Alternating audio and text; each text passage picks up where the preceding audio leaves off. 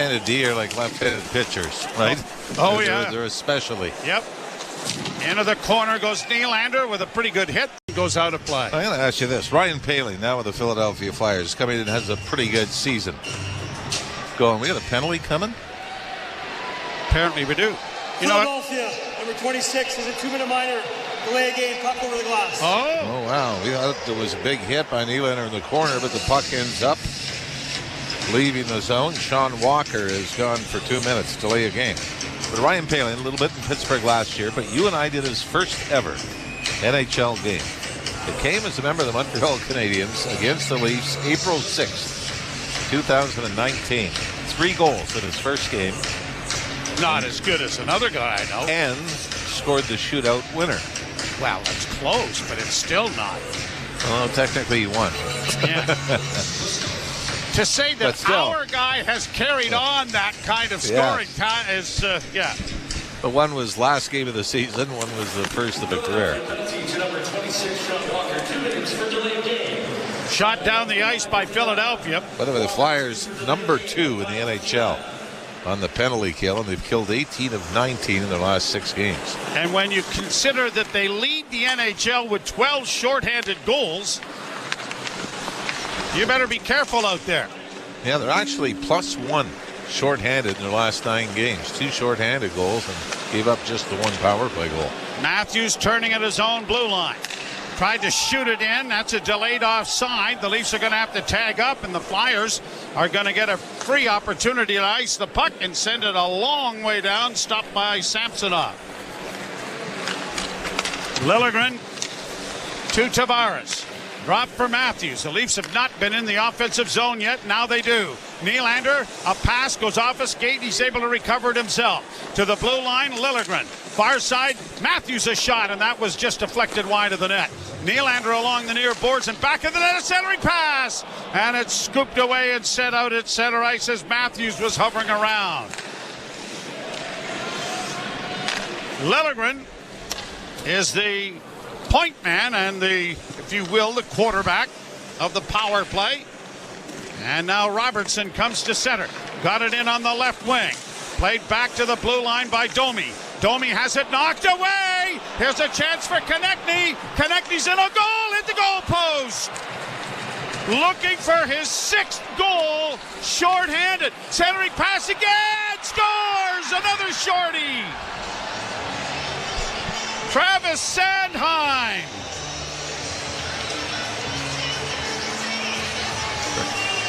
Sanheim's first shorthanded goal of the season, but he has now scored in 3 straight. 5 goals on the year, 3 straight for Sanheim as the Leafs cough it up right at the Philadelphia blue line. And then after they get the break on the shot that hits the post, got 5 Leafs on one side of the ice and Sanheim wide open in front of the net. And he walks in. It was Scott Lawton, Joe, that actually made a great pass off the boards. He's the one that hit the post, went and got it, looked out front, saw Sanheim. And the Leafs down 1-0. And that second power play unit is not going to, as bad as the first unit was, you're not going to get a lot of ice time when you start coughing it up at the blue line. Played back to the point. Penalty is over. Benoit fanned on a shot, but is able to get it freed up. And then a shot taken by McMahon was blocked. Benoit shoots it right back in again. 13th shorthanded goal of the season for the Philadelphia Flyers. Brought to center ice by Hathaway. He takes a shot. Good pad save made by Samsonov. And it is launched high to open ice and down into the Flyer end. Play it along the boards and up on the left wing. Noah Cates skates down the left wing boards and flips it into the zone. Hustles in there after it. Cates tied up on the wing, on the boards. The puck comes free. Sent back by Morgan Frost to the blue line. Right back in from behind the net. That got away from one of the Flyers. Played back of the goal and stolen back by Liljegren. Liljegren to Camp. Off the boards to center, but no one there to help out. Now Camp with it again. Looking to get off the ice to make a change as the Leafs' first line is coming over the boards. Pass ahead. There was a tough one there by Jordan, and now a turnover here, is trying to work in on the right wing side with Sealer. It comes around the boards to the left wing side. Pass in front goes wide of everybody, but it's back to the point and kept in. Walker to the far side. Konechny working in. Backhands to the front of the net. That was blocked. Giordano hustling after that. The puck along the boards, and Konechny with it once more. Konechny coming off the boards, a centering pass. Good play to knock it right out of midair there by Knives. But the Leafs hemmed in their own zone. The Matthews line hasn't been able to get out of the Toronto end. 10-12 to go first period. Finally cut off by the Leaf defense. Played to the open wing, and Brody turns the puck over there. Kept alive, but intercepted by Matthews, who finally flips it out. Well, this is just the opposite of what we saw 2 nights ago, isn't it? Back of the goal goes Benoit. Yep. Not a lot of jump, not a lot of offensive zone puck possession. Benoit up ahead for McCabe. Chipped ahead. Pontus Holmberg can't get it into the Flyer end. Leafs get it back into the center ice area, only to have it chipped back into their end. 9:29 to play, first period. Benoit up ahead for Tavares. Drop back for Nylander. Nylander coming through a lot of players in the neutral zone. Gets it off to Tavares, whose shot went off a leg and went wide. Nylander comes away with the loose puck. Back to the point it comes, left wing side. Lagesson into the slot, a shot! Tavares letting it go from the blue line. But Samuel Ersson was able to cover up and holds for a face-off. Ersson comes in with a 15-9-3 record and a 2.49 goals against average, his first ever game against Toronto. You're listening to Molson Leaf Hockey on TSN 1050 and the Maple Leafs Radio Network.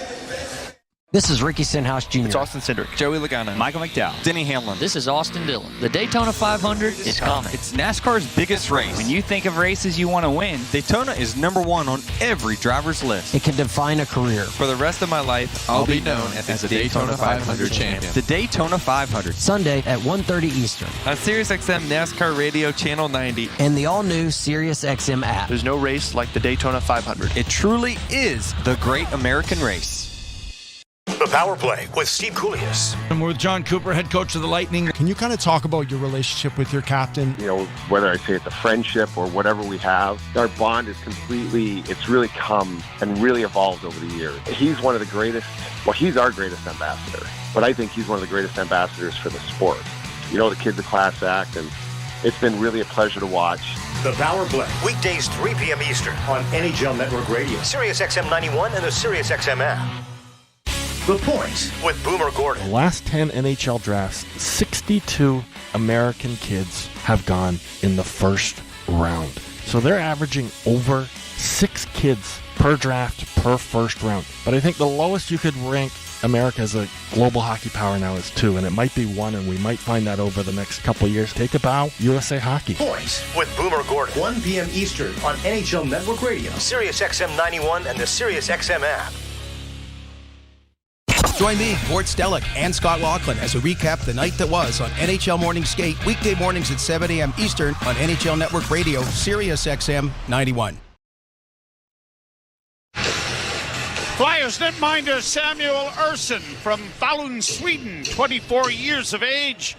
5th round pick, 143rd overall in the 2018 draft. He's played 12 games for the Flyers last year, and this is his 29th game this year. And of course, you can see the first 10 minutes of this game, Flyers have been much better defensively and more engaged. Pass to an open wing. Philadelphia will bank it to the Toronto blue line. Giordano finds Nylander in neutral ice, but he couldn't handle the puck. Al Lagesson just plays it out at center. Going to be shot in again, high and wide of the Leaf goal. Giordano ran into his man, spun him around. The puck back at the net. Lagesson chipping it up on the wing.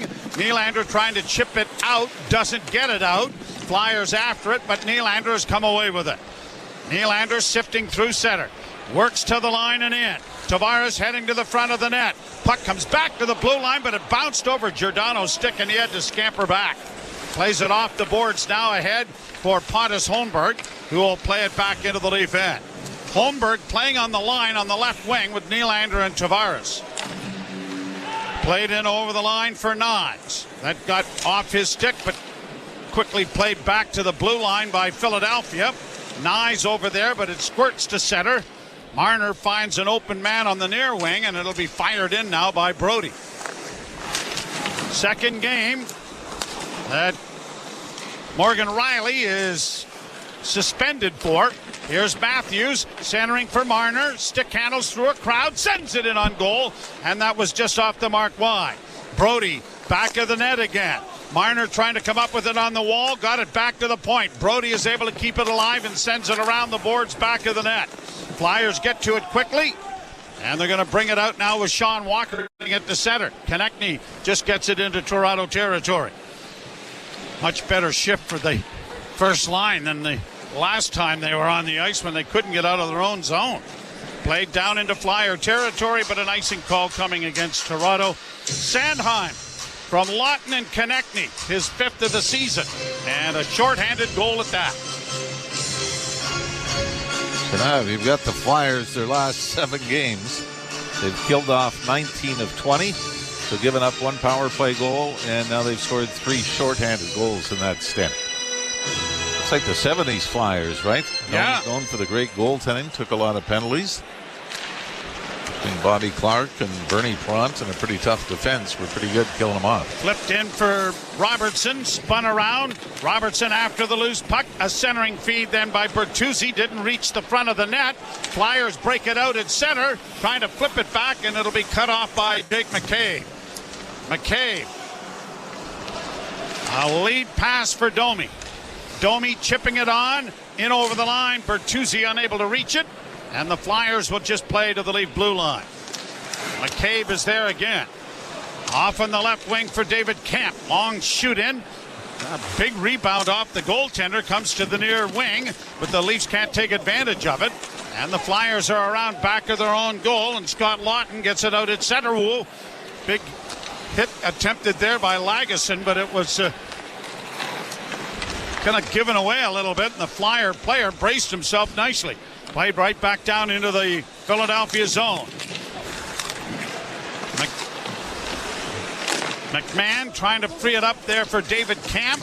Camp is rattled to the boards on a good hit from Delorier. Puck along the wall, and it's going to clear and come to center ice. Both teams trying to get a change going. 5:54 to go first period. Shots are 6-4 favoring Philadelphia. The Leafs have not had a decent scoring chance. Now brought in over the line by Pontus Holmberg. Around the boards, far side Nylander. Back to the blue line it comes. To the near side, a shot by Brody. Just missed that far post. He's looking for his first goal of the season. Played to the far side for Nylander. Nylander tried to saucer it back to Liljegren, but it was intercepted. Philadelphia getting it down into the Toronto end. Tipped into the corner. Liljegren unable to play it away from the Flyer. Comes back to the point. Long shot. Kick save made by Samsonov. Back of the goal and to the far point again. Rattled around the boards, and the Leafs are going to finally get it and tip it out at center ice. Shot right back in again by Zamula, and so the Flyers are going for a change. This all starts because of a turnover by the Leafs at the Philadelphia blue line. This time it was Willie Nylander. Bad pass. Flyers come in. And now you've got the Hornets. That's what you got to deal with. Nice tipping it into the Flyer bench to stop play. 4:47 left to go first period. Philadelphia won. The Toronto Maple Leafs no score. You're listening to Molson Leaf Hockey on TSN 1050 and the Maple Leafs Radio Network. There are many peculiar words in the English language. Words like salivigant, peregrinate, nemophilus, peripatetic, and conviviality. Yet, there is no word for getting the most out of winter in your Subaru, thanks to symmetrical full-time all-wheel drive and X-Mode. Until now. We call it unhibernate. As in, while your neighbors stay home, you'll be unhibernating all winter in your Subaru. So peregrinate to your local Subaru dealer today, and welcome to Uncommon Winter Confidence. Breaking story from Alpine News Network. Sandra and Kabir are celebrating 50 years of marriage by turning their boring bedroom into a spicy one. Oh my. Alpine Credit sent a super strength hero to help with a home renovation loan. New floors, windows, a heart-shaped button that plays this tune. Okay, I think that's quite enough. Own your home? Need a loan? Alpine Credits can help. Alpine Credits, where homeowners get approved. Fiscal license 12616. At LG Home Comfort, we make comfortable affordable. In addition to great deals on heat pumps, furnaces, ACs, water heaters, softeners, and purifiers, LG Home Comfort is Canadian-owned and operated and focuses on exceptional service with expert installation by our trained technicians. LG Home Comfort will make sure you cash in on every rebate and finance option you're eligible for. Call us today to book a free in-home consultation or visit lghomecomfort.ca. Face-off coming in the center ice area. 4:47 to play, first period.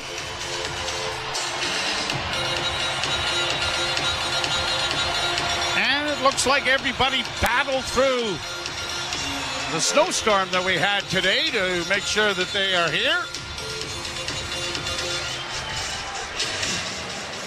Leafs get it in over the line. Here's Marner with a wrist shot. That deflected wide and into the far corner. Owen Tippett is there for Philadelphia. And Sandheim will start out of his own end. A pass up on the wing is deflected down into the Leaf zone. Played back along the boards. Benoit trying to get it ahead to Marner. Matthews trying to outfight his man, but it is shot wide of the Toronto net. And McCabe swinging it up on the boards. Doesn't get it quickly enough to Nyes. The puck to the side of the net, and down there to cover up on it is the Maple Leafs' Ilya Samsonov, and so a face-off coming in the circle to the right. The Flyers are doing to the Leafs, and the Leafs did to the St. Louis Blues 2 nights ago. Get pucks deep, start winning the one-on-one battles. But it really seems like in this period, especially the Leafs in their own end, Joe, that first pass to try to get it out has been abysmal. And we saw there, it was almost like Jake McCabe was kind of guessing that he might have a guy up in the right wing boards. Face off to the right of Ilya Samsonov. And it's brought to you by Alpine Credits. Do you own your own home and need a loan? Alpine Credits can help. Get approved at alpinecredits.ca. Flyers control the face-off. It's around back of the net. Now chipped up on the wing. And McMahon gets it out at center. Gregor will play it in a little deeper into the Flyer zone. McMahon in with a hefty hit, but the puck comes free, and Philadelphia is able to skate it out. Walker, left wing feed, roll towards the net, and Samsonov took his life in his own hands, going out there to pounce on it, and cartwheeling over top of him was Joel Farabee. Now they kind of go after Farabee for coming close to making contact. I think you got to give the forward a pass on this one. I think he was as surprised as anyone to see Samsonov come flying out. 1-0 in favor of the Philadelphia Flyers. You're listening to Molson Leaf Hockey on TSN 1050 and the Maple Leafs Radio Network. Don't miss MLB Network Radio's tour of spring training beginning later this month. It's baseball's time to shine. Tune in as we visit with all 30 teams on site across Arizona and Florida. Hear from the star players, managers, and front office executives. MLB Network Radio's tour of spring training begins later this month on MLB Network Radio, Sirius XM 89, and the Sirius XM app. The Power Play with Steve Koulias. I'm with John Cooper, head coach of the Lightning. Can you kind of talk about your relationship with your captain? You know, whether I say it's a friendship or whatever we have, our bond is it's really come and really evolved over the years. He's one of the greatest, he's our greatest ambassador, but I think he's one of the greatest ambassadors for the sport. You know, the kid's a class act, and it's been really a pleasure to watch. The Power Play, weekdays 3 p.m. Eastern on NHL Network Radio, Sirius XM 91, and the Sirius XM app. The Point with Boomer Gordon. The last 10 NHL drafts, 62 American kids have gone in the first round. So they're averaging over 6 kids per draft per first round. But I think the lowest you could rank America as a global hockey power now is 2, and it might be 1, and we might find that over the next couple of years. Take a bow, USA Hockey. Point with Boomer Gordon, 1 p.m. Eastern on NHL Network Radio, Sirius XM 91, and the Sirius XM app. the biggest names in the game. Trying to get behind Ristolainen, walks in, put it between his legs, shoots it, score! NHL play-by-play on SiriusXM. See Leaf alumni, and we haven't seen Mikhail Grabovski a great deal, but he looks good. He was out presenting one of our armed forces personnel autographed jersey. Another guy we've seen of late, Alan McCauley, former Leaf as well. Yep. Well, we see Alan quite a bit with quite the a scouting. bit as his scouting. Yep. Played high down into the zone. Icing waved off because Nylander got there first. Now center's in front of the net. Tavares, it didn't reach him, and it is poked to center ice by Philadelphia. Brody snaps it right back into Flyer territory. Chipped back out at center ice. Turned over to the Maple Leafs, and now Tavares works back and flips it high into the slot area.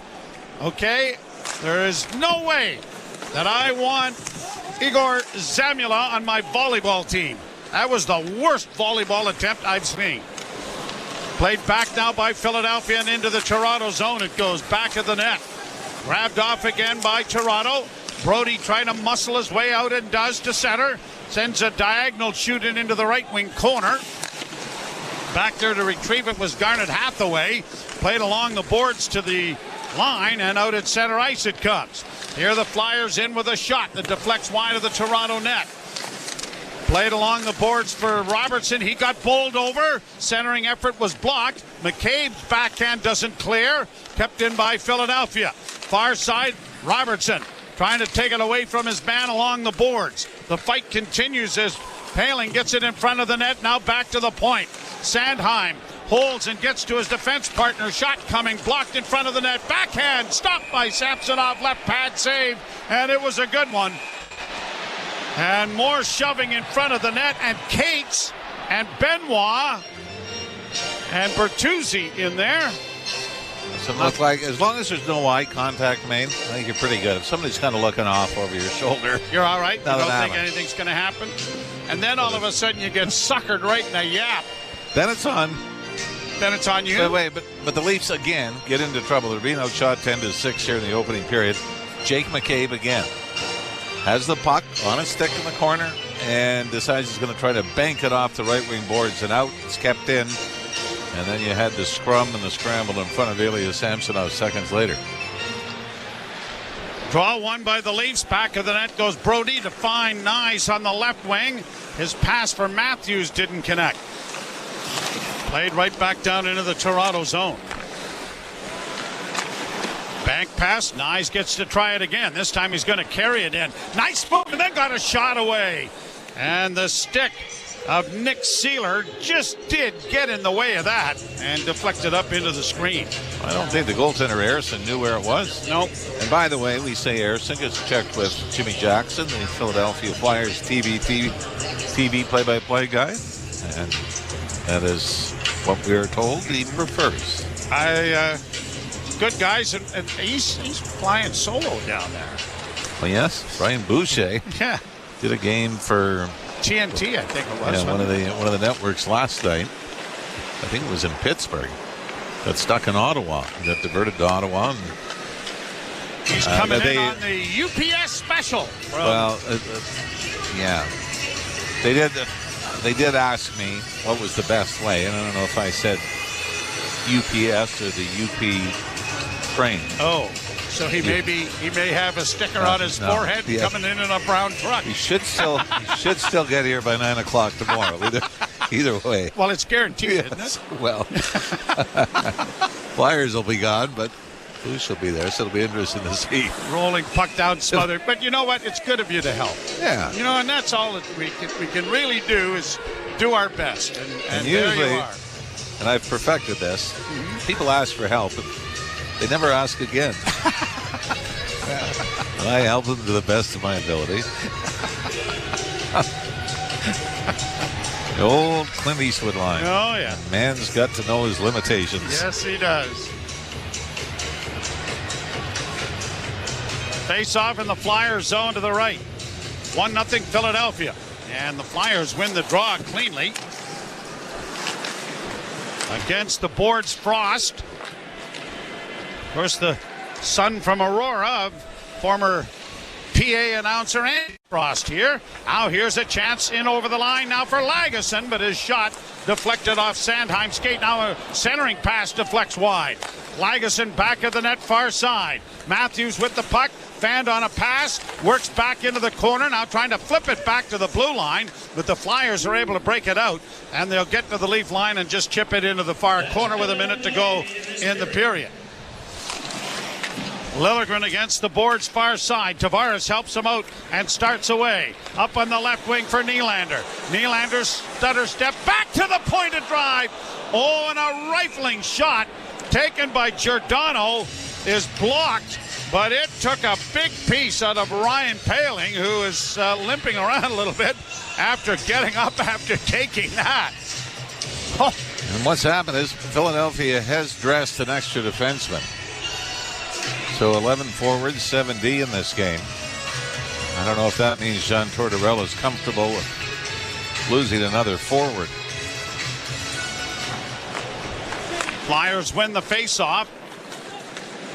Brought to center ice by Drysdale, but he couldn't get in deep. And now the Leafs on the far side, backhanding it in, but the Flyers have it again. Right wing side. Brought in over the line, working to the far side as Drysdale couldn't get a shot away. Didn't. Well, I think that's offside. Shot back in by Philadelphia. Leafs have some time and space. Well, they did until Tavares had it stripped away. Better keep that offside in mind. I thought I saw some white between the blue line and the puck. Puck into the corner now for Giordano. Pushed up against the wall. Time's going to run out, and all of that is for naught. Now we got a pileup in the corner, and Bobby McMahon is wrestled to the ice. Took a punch too, didn't he? And that is Nick Seeler. So we'll wait and see if there are going to be penalties attached to all of that. Well, it was after the game, or after the whistle. That's got to be a suspension. I did see Morgan Riley after the game the other night, and I said, Goon, you're going to have so much more ice that they now know you snap. And he just laughed at me. Now, it didn't work for the career of Pierre Engvall, Alex Kerfoot, Jason Spezza, and some of the other goons that have been fined by the league. Suspended before that, yes. All right, well, it's 1-0 in favor of Philadelphia. A shorthanded goal by Travis Sandheim. The 13th, the league leading 13th for Philadelphia. We'll step aside. Jim Taddy and Dave Feschuk coming your way. You're listening to Molson Leaf Hockey on TSN 1050 and the Maple Leafs Radio Network. You're not going to be blessed. You've already been blessed. Sirius XM's Joel Osteen Radio. It set the fire inside of me, and I'm thankful for Joel. Find your inspiration. It's just so encouraging. You can't feel down on yourself. My wife Victoria and I invite you to tune in 24/7 to be encouraged and inspired. Hope is powerful. Yes, it is. If you need a miracle, become a miracle. Listen to Sirius XM, this channel. Your life will never be the same. Joel Osteen Radio, Sirius XM 128, or listen on the Sirius XM app. The Power Play with Steve Koulias. And we're with John Cooper, head coach of the Lightning. Can you kind of talk about your relationship with your captain? You know, whether I say it's a friendship or whatever we have, our bond is it's really come and really evolved over the years. He's one of the greatest, he's our greatest ambassador, but I think he's one of the greatest ambassadors for the sport. You know, the kid's a class act, and it's been really a pleasure to watch. The Power Play, weekdays 3 p.m. Eastern on NHL Network Radio, Sirius XM 91, and the Sirius XM app. The Point with Boomer Gordon. The last 10 NHL drafts, 62 American kids have gone in the first round. So they're averaging over 6 kids per draft per first round. But I think the lowest you could rank America as a global hockey power now is 2, and it might be 1, and we might find that over the next couple of years. Take a bow, USA Hockey. Point with Boomer Gordon, 1 p.m. Eastern on NHL Network Radio, Sirius XM 91, and the Sirius XM app. If you're a soccer fan, you know that this music means one thing. The Champions League is on Sirius XM FC. Hat-trick for Erling Haaland. Kane scores! The top teams from around Europe are battling for club soccer's holy grail. Real Madrid do what they do best. What a start for Inter. Hear all the top Champions League matches all tournament long on Sirius XM FC 157 and streaming on the Sirius XM app. Under review. The National Hockey League, it's the number one league in the world. It's a tough league. It's not shinny. I never wanted to become a league where the stars get an extra step or two. And there is a real divide with some people who go, the NHL doesn't do enough for its stars. No, what we like about hockey is it's a team game. Under review with Mick Kerr, 11 a.m. Eastern on NHL Network Radio, Sirius XM 91, and the Sirius XM app.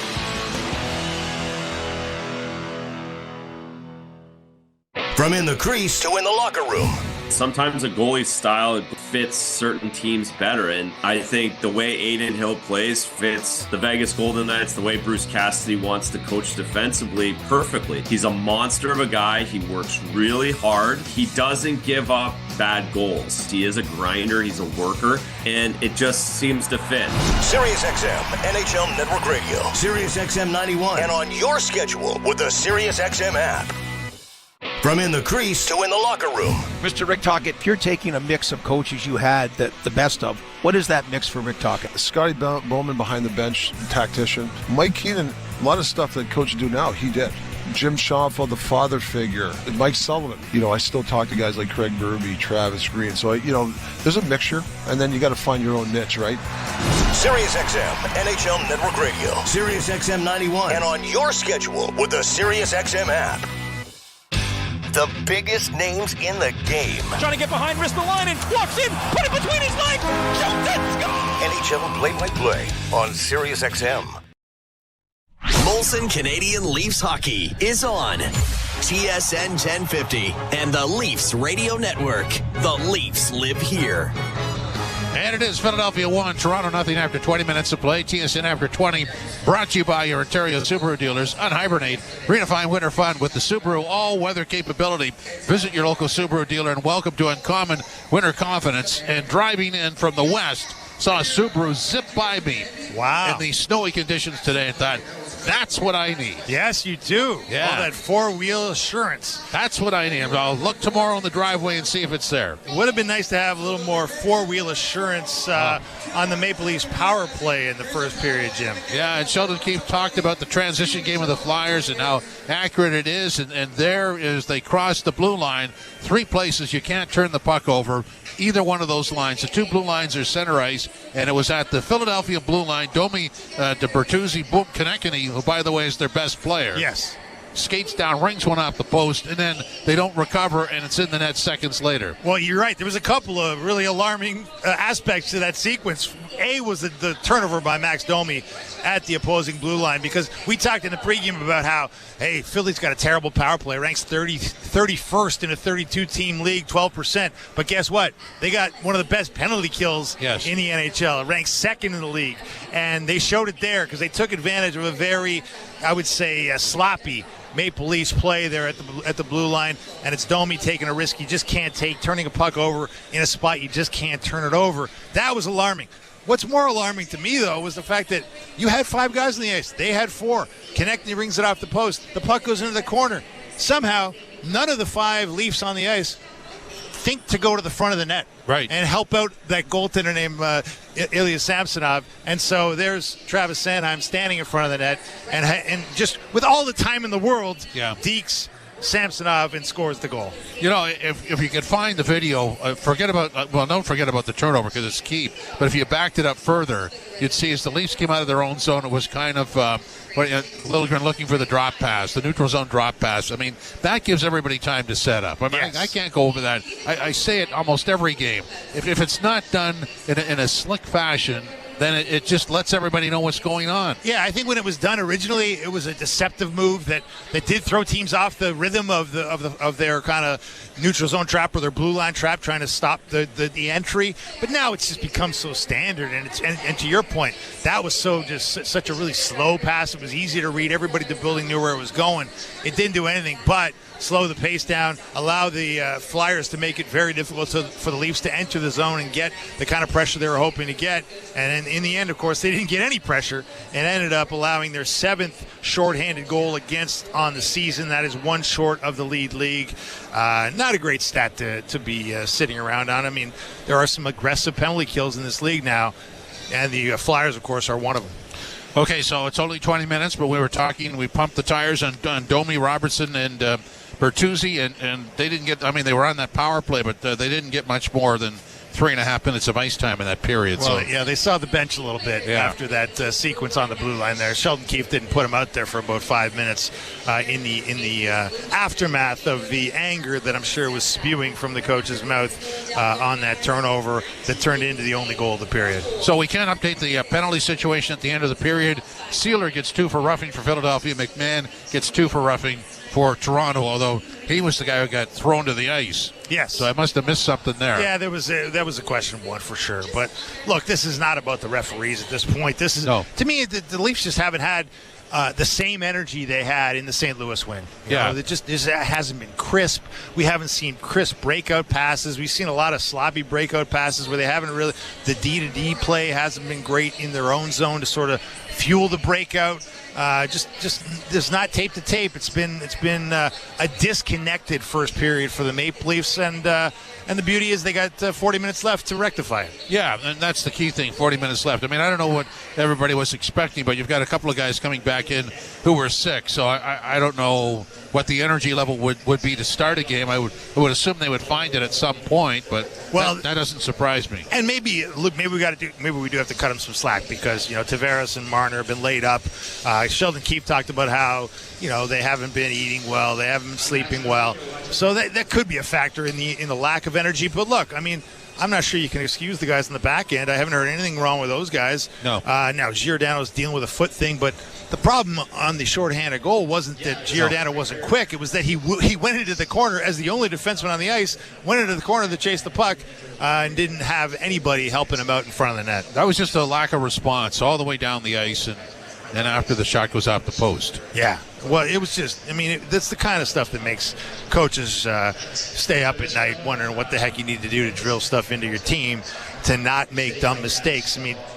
Sheldon Keefe spent a lot of the media session this morning, which I'm sure is a reflection of the preparation he shares with the team before the game, talking about how Philly is so dangerous in transition, essentially begging his team not to make turnovers at the opposing blue line. And what do you know, in the first period, on the power play no less, they make a brutal turnover at the opposing blue line, and it's in the back of the Toronto net shortly thereafter. Flyers had 10 shots on goal, another 12, so 22 shot attempts. The Leafs had 8 on goal and another 10, so 18 shot attempts. But Philadelphia's just playing that smart road game, and we'll talk more as we go along here. Up next, the out-of-town scoreboard. This is Molson Canadian Leafs Hockey on TSN 1050, the iHeart Radio app, and the Leafs Radio Network. Alpine News Network is here live with one of our superheroes. I just helped Tom with a business loan. He needed to soup up his mechanic shop. Not to brag, but I once modified a car to match my ultra speed. It went so fast, it broke the speed of sound. At least no one was inside. I hope no one was inside. I guess I'll just stick to approving business loans. Own your home? Need a loan? Alpine Credits can help. Alpine Credits, where homeowners get approved. Just for license 12616. Unhibernate. Verb. To laugh in the face of snow because you drive a Subaru. As in, when I unhibernate, I have the roads all to myself because my Subaru has symmetrical full-time all-wheel drive and others don't. Or, the award-winning safety in my Subaru means I can unhibernate all winter while my neighbors stare longingly from their bedroom windows. Or my favorite usage, I am going to unhibernate this winter by visiting my local Subaru dealer today. Welcome to Uncommon Winter Confidence. Today, when it comes to following sports, a basic box score just won't cut it. Get the stats behind the stats with NHL Edge. So you won't just see Makar's time on ice. You'll see where he spent it. You won't just know Matthews scored. You'll know how hard he shot it. And you won't just get OV's shot total. You'll know where he shot it from. Even if they're all from the same place. Know more about every stat, every shift, and every star with NHL Edge. Things are heating up with Sunwing Vacations. Great all-inclusive packages to paradise like the Dominican Republic. Home to some of the world's best beaches like Bavaro Beach. And once-in-a-vacay eco-adventures to try. Ever climb a waterfall? Take your pick of all-inclusive hotels to fit your style better than a new swimsuit. You can change the season in the Dominican Republic. Because when you save more, you explore more with your travel agent or... At Trillium Health Partners, we're ready to see you, not just as a patient, but as a person who needs innovative care with a human touch, a person with a life, with hopes, and with fears. At Trillium Health Partners, we'll see the whole you, our nurses, our doctors, and our staff. Because when we care for the whole person, our whole community gets stronger. Trillium Health Partners, we see you. Learn more at weseeyou.ca. Did you fix that leaky tap? Uh-huh. How about that loose doorknob? Uh-huh. Right now, we can get a free medium pizza from 2 for $1 Pizza. Did somebody say free pizza? See, it's not just the kids that have selective hearing.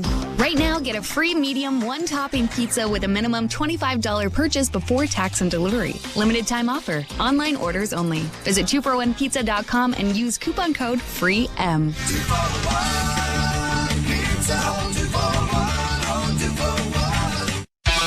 The out-of-town scoreboard is brought to you by Maple Toyota. Build your next dream Toyota at Maple Toyota. And check out Maple Toyota's pre-owned inventory arriving daily. Guy, it's time to Toyota. Visit mapletoyota.com. Here's what we have. All of these are after the first period. Seattle and Boston 1-1. Panthers 1-0 over the Sabres. Kings and Devils are scoreless. Ducks 1-0 over the Senators. Canadiens 1-0 over the Rangers. And the Avs trailing the Lightning by a score of 2-1. Getting set to start. The Oilers in St. Louis, Stars in Nashville, Penguins in Chicago. Much later on, the Sharks in Calgary and Detroit at Vancouver. In our game, it is 1-0 for the Flyers and a shorthanded goal over the Leafs. This is Molson Canadian Leafs Hockey on TSN 1050, the iHeartRadio app, and the Leafs Radio Network. Congratulations to the Super Bowl 58 champion Kansas City Chiefs. Super Bowl MVP Patrick Mahomes. Everybody says 3 is a dynasty. We got 3, and we're not going to stop there. We're going to keep rolling. We got Coach Reed, we got Trav, we got a great defense, we got a lot of young players. Obviously, we didn't start the way we wanted to, but just like all year, defense kept us in it, or we were able to come up big at the very end. But I'm just proud of this team, man. We fought to the very end, and we're Super Bowl champs. Sirius XM NFL Radio Channel 88 in the car and on the all-new Sirius XM app. The Power Play with Steve Koulias. And we're with John Cooper, head coach of the Lightning. Can you kind of talk about your relationship with your captain? You know, whether I say it's a friendship or whatever we have, our bond is it's really come and really evolved over the years. He's one of the greatest, he's our greatest ambassador, but I think he's one of the greatest ambassadors for the sport. You know, the kid's a class act, and it's been really a pleasure to watch. The Power Play, weekdays 3 p.m. Eastern on NHL Network Radio, Sirius XM 91, and the Sirius XM app. The Point with Boomer Gordon. The last 10 NHL drafts, 62 American kids have gone in the first round. So they're averaging over 6 kids per draft per first round. But I think the lowest you could rank America as a global hockey power now is 2, and it might be 1, and we might find that over the next couple of years. Take a bow, USA Hockey. Point with Boomer Gordon, 1 p.m. Eastern on NHL Network Radio, Sirius XM 91, and the Sirius XM app. If you're a soccer fan, you know that this music means one thing. The Champions League is on Sirius XM FC. Hat-trick for Erling Haaland. Kane scores! The top teams from around Europe are battling for club soccer's holy grail. Real Madrid do what they do best. What a start for Inter! Hear all the top Champions League matches all tournament long on Sirius XM FC 157 and streaming on the Sirius XM app. Hi, this is Ray Hudson, and for all the biggest matches from club soccer's holy grail, the UEFA Champions League, tune in to Sirius XM FC 157. Philadelphia Flyers have a 1-0 lead on the Toronto Maple Leafs as Travis Sanheim scores a shorthanded goal, and the Maple Leafs trail 1-0. It's the 13th shorthanded goal of the season for the Flyers. But they have certainly had one guy who's been outstanding, and he almost scored just ahead of that when he hit the goal post. But it's some interesting Flyers that are involved in the record as far as Philadelphia is concerned for shorthanded goals. Oh. Yeah, we talked about that a little earlier, right? Yeah. After the NHL lead with 5 coming into this game, the record is 7 by Mark Howe, Mike Richards, and Brian Propp. I find it rather interesting. Mark Howe is a defenseman. Is a defenseman, yeah. Well, and yet Sanheim scores as a defenseman. Yep. Yeah, if you pick your spots, you're going to be okay. Second period brought to you by Molson. Whether it's Canadian, Ultra, Export, or XL, there's a Molson with your name on it. The Leafs will defend the goal down to our left and the Flyers to our right. And as much as we praise the Leafs being shorthanded in their effort against St. Louis 2 nights ago, they were not sharp in the opening period. Never really had a great scoring chance. A number of turnovers that led to Philadelphia Flyer opportunities at the other end, including the shorthanded goal by Sanheim, which was a result of a turnover by Max Domi just inside the Philadelphia line. So there is well, we do penalties. We do have penalties at scrum at the end. Bobby McMahon. And is it Owen Tippett? Nick Seeler. Nick Seeler, all right. I believe it is. He's in Both. the box, 24. No manpower change. They'll play 4-on-4 here for the first little bit of the And with all due second respect, period. all due respect to Jake McCabe, this is where you miss Morgan Riley, big time. Face-off scrummed, and then it slides down into the Flyer zone. Sanheim goes back to the puck, dropping it off there for Cam York. York starting out of his own zone, dropping it back even further. Brought on now by Couturier, and over the line, gets it back, and a backhand goes right through the goal crease and out the backside. Puck down and around back of the net. Benoit nicely played along the boards to get it up on the wing, but he can't get there in time to knock it out over the line. Couturier with it again on the far side. Had it knocked away, and then Marner got an outlet pass, but he was pretty much stationary and couldn't get anything going, but he was behind everyone when he got the puck. Now he's carried it into the zone. Flips it in for Austin Matthews. Matthews works back towards the blue line. Still has it. Into the corner. Intercepted, though, by Philadelphia. Played up on the left wing. Tippett getting it to the line and in with a drop pass from Frost. Working it along the boards. Tippett with a shot that deflected wide of the goal. Far side, Cam York for the Flyers. Has it taken away by Matthews. Nylander was breaking, but they never did get the puck to him. Flyers are able to keep the puck in. Frost with a nice pass in front. Big save and a rebound. And Nylander now, if he'll explode, but now can't, kind of slides through center ice. Looked like he might be able to break behind the defense. And the Flyers are going to get it out at center ice anyway. And it's going to turn into an icing. Do you not think that if he had just gone, he might have beaten that defenseman? And earlier in the year, that probably would have happened. Mitch Marner had an opportunity the same kind of that stationary at center ice. Looked like that might have been something that could develop into something. And right now, Freely is Samsonov. This is a tough position to be in. You have not got anything going on at the other end. Yes. So you know you've got to be able to make some big stops to keep this a 1-0 game for Philly. Tippett bringing it back into his own zone. Fanned on a pass. Domi steals. One man back. Domi looking for a man in front. Goes to the net with a pass.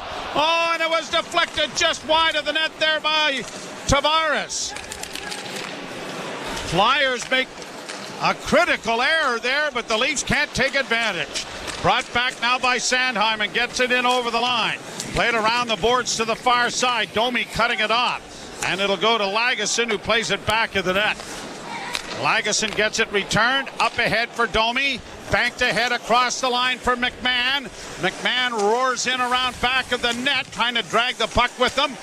Tavares trying to help out. The puck comes free. Grabbed off again by David Kampf with a shot. That didn't make it through the big crowd in front of the net. And the Flyers have iced the puck. And Simone Benoit turns into trying to swim in quicksand in order to get back to make sure the icing is registered. Well, you know, at ice time, Joe. Now coming into this period, Max Domi 3 minutes and 15 seconds after the first period. So, I mean, he does have the giveaway that led to the shorthanded goal by the Flyers. Shot by Gregor went wide of the Flyer net, and then Benoit couldn't keep it in at the near point. And it slides back into Toronto territory. Left wing corner now for Lagesson. His pass out at center, brought on by Noah Gregor. Gregor went wide and knocked the stick out of the Philadelphia player, but couldn't contain the puck as he tried to drive the net. Flyers get it back into the Leaf end. Brody, left wing feed. David Camp in on the wing with a shot. Steered wide of the net there by Ersson, and now brought out at center ice by Philadelphia. In on the right side goes Delorier. Tried to get a shot away, and when he did, it is caught by Samsonov with his left hand, and he will hold on. Ilya Samsonov's got a great record against the Flyers. 9-1-0 with a 2.37 goals against average in those 10 games. And even from a Leaf standpoint, nobody has really dominated the Flyers. Even Austin Matthews would be on about a 37-goal pace if he played a season against Philadelphia when you've got his career numbers against them. Now, for a lot of guys, that wouldn't be bad. Probably be worth a few $1 million anyway, you know. Draw to the left of Samsonov. Couturier loses the shot. A bouncing puck in front. Down. Samsonov to get to it just ahead of Sean Couturier coming in. And there's going to be a penalty. The Leafs are going to go to the box. There's going to be a trip. McCabe called here. Toronto number 22. 2-minute minor penalty, tripping. Keep playing so much in your own end. Eventually it's going to come back to bite you. Penalty kill brought to you by CMC Markets. Take your trading to the next level with $0 commission on stocks. Well, the Flyers might have been second overall in the penalty kill. How are they doing in the power play? 31st. In fact, so they're second worst. Second best, second worst. That's amazing, isn't it? 1 for 22 in their last 6. Back of the net, though, stolen by Philadelphia with a shot that deflects to the near boards. Flyers will keep it in. Brody couldn't get to it. Centering pass by Konechny comes back to the blue line. Fed over on the right wing side. Slid back for York. He works the blue line. Got it back in on the right wing side.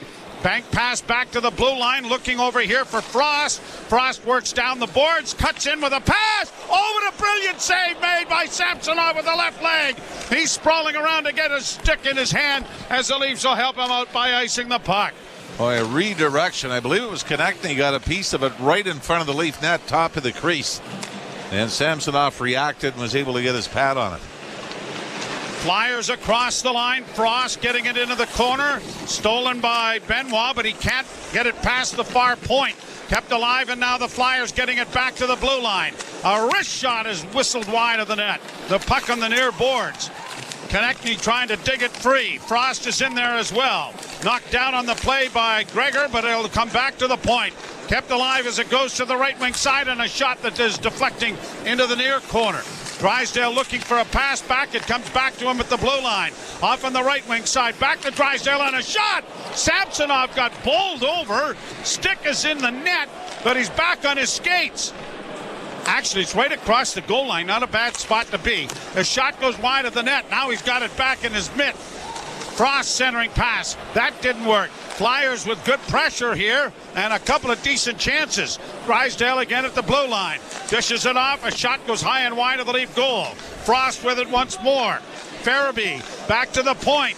Drysdale right wing side and a pass in. Oh, and that just missed on the near side.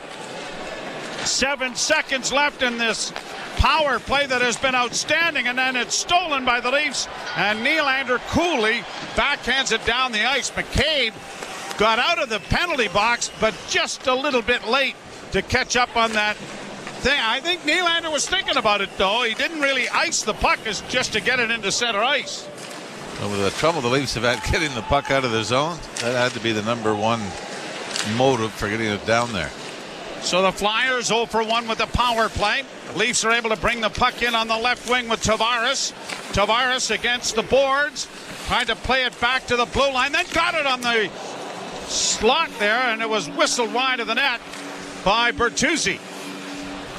Robertson unable to get the puck in deep. Flyers are going to elevate it to center ice. Liljegren will have to go back. Liljegren getting it up on the wing. Bertuzzi Had it with a skate. Now here's a chance for Philadelphia. In with a shot, and it's whistled by York over top of the net. Centering pass. Great save made there by Samsonov. Boy, he's made about 5 or 6. Philadelphia with 17 shots on goal now. Lead pass, Matthews. Took it down with a high stick, they say. And it will be brought back out into the center ice area. 1-0 Philadelphia. Short-handed goal by Travis Sandheim. And you're listening to Molson Leaf Hockey on TSN 1050 and the Maple Leafs Radio Network. From the biggest stadiums to the coziest holes in the wall. From house parties to porch hangs to pride celebrations. From your favorite fuzz shop to your local Indian spot. From noodle bars to sports bars to salsa bars. There's a Molson with your name on it. Canadian Ultra XL. Molson. Everyone in. Must be legal drinking age. Breaking story from Alpine News Network. Ron is a teacher helping bright minds, but this time he needed help. Alpine Credit sent a cosmic superhero with a debt consolidation loan. She conjured a magic book, Debt Consolidation 101. Lesson 1, consolidate debt into one low monthly payment. Lesson 2, nothing. It's a short book. Own your home? Need a loan? Alpine Credits can help. Alpine Credits, where homeowners get approved. Fiscal license 12616. There are many peculiar words in the English language. Words like salivigant, peregrinate, nemophilus, peripatetic, and conviviality. Yet, there is no word for getting the most out of winter in your Subaru, thanks to symmetrical full-time all-wheel drive and X-Mode. Until now. We call it unhibernate. As in, while your neighbors stay home, you'll be unhibernating all winter in your Subaru. So peregrinate to your local Subaru dealer today, and welcome to Uncommon Winter Confidence. Face-off coming in the center ice area. Well, I think we might need to bring out that shutout stat a little early tonight. Leafs have not had a lot of jump as we're nearing the midway mark of the second period. And really, if not for Ilya Samsonov, Joe, this could be easily 3-4-0 for Philadelphia. Douglas Gilmour in attendance tonight as well.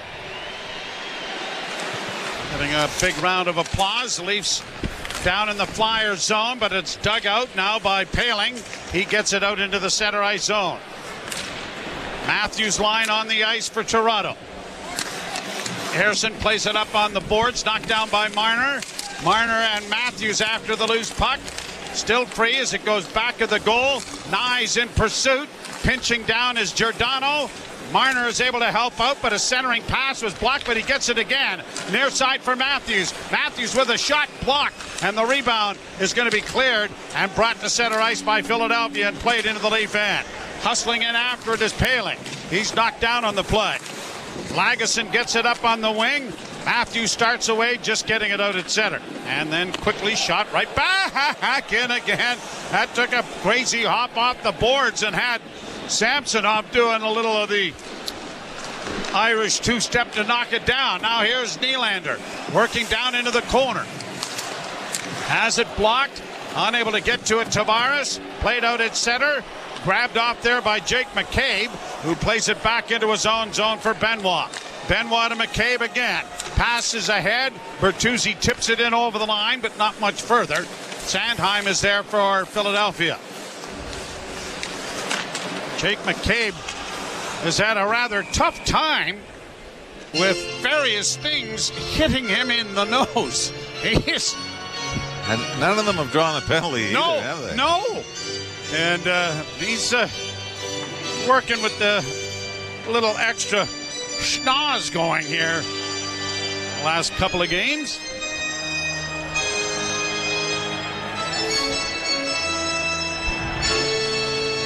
Face-off outside the Toronto blue line, 11:52 to play, second period, 1-0 Philadelphia. Flyers get it in over the line. Farabee on the wing. A shot deflects wide of the net. Back of the goal, Domi in traffic. Chipped up on the wing. Pontus Holmberg got there. couldn't get it out. Flyers keep it in at the right point, down into the corner, and a centering effort blocked there nicely by the Leaf defensive Liljegren. But the Flyers are persistent, and they're after the puck again, only to have it turned over. Liljegren starts away. Bank pass ahead, and that was out of the reach of Robertson. Puck in the center ice area again. Flyers can't get to it. Robertson does. Robertson turns back in his own zone. They'll regroup the puck and play it ahead. Pontus Holmberg sweeps it into Flyer territory, and changes coming here for the Maple Leafs. Flyers unable to get out cleanly. Lagesson kept it into the corner. Now to McMahon, and he got a shot away, but it went off a stick and has ramped up into the screen and out of play. You mentioned the Philadelphia Flyers currently on a 4-game winning streak. They've had a few this season. A 5-game winning streak in November. They had a stretch of 7-0-1 in December. 5-game winning streak again in January. And you did mention that they did have a 5-game losing streak before the latest 4-game winning streak. But they have, for the most part, been able to keep the losing streaks to a minimum. Draw to the right in the Flyer zone. 1-0 Philadelphia. Noah Gregor with a shot. That was steered wide of the net by Ersson. It goes into the corner. And now the Flyers are going to get it out into the center ice area and play it down into the Toronto zone. Lagesson goes back, taken to the boards efficiently there by Delorier. Back of the net, a centering pass. Good stick there, knocks it away, but a point shot is deflected in front of the Leaf goal, and it is carried into the corner then by David Camp. Good hit by Giordano to free it up for Lagesson. Lagesson chips it around the net, and now Camp will bank it out at center for Gregor. Noah Gregor hits the red line, brings it in on the right wing for McMahon. Down into the corner, and Gregor kind of decoyed a pass and then spun and shot, and he almost fooled Ersson there. Down back into the Toronto end. Off the boards and brought out now by the Leafs. Matthews in on the left wing. Little stutter step. Drops for Nyes. Nyes works back and sends it around behind the net. Matthews wasn't there. Matthews took his man down, but no penalty as Sandheim went down. Flyers shoot it out and down into the Leaf end, and an icing call coming against Philadelphia. You don't get the feeling the Leafs, whether it's in their own zone or with what we just saw there with Matthew Nyes and Austin Matthews, they're guessing at where somebody's going to be. A lot of blind plays. Austin Matthews had actually gone behind the net and came out the other side. But Nyes throws it around the boards behind the net. Philly picks it up. Love to know. Usually clears it out. The percentage of blind behind the back passes that are successful. 10%? It's not. Do you mean tonight? No. Yeah. Well, that'd be 0%. All right. Matthews comes out of the corner with a loose puck, but can't find Nyes. Now Matthews in against the boards, comes out of a crowd with it again, trying to poke it back for Brody, but it is knifed to center ice by Philadelphia. Liljegren coming through center, up on the wing for Matthews, tipped back. Liljegren will try this side now. Marner across the line, in for Nyes. Nyes is taken into the boards with no call. Referees are Kyle Raymond and Kendrick Nicholson. Might have been a penalty there. Back in over the line now for Matthews. Scores!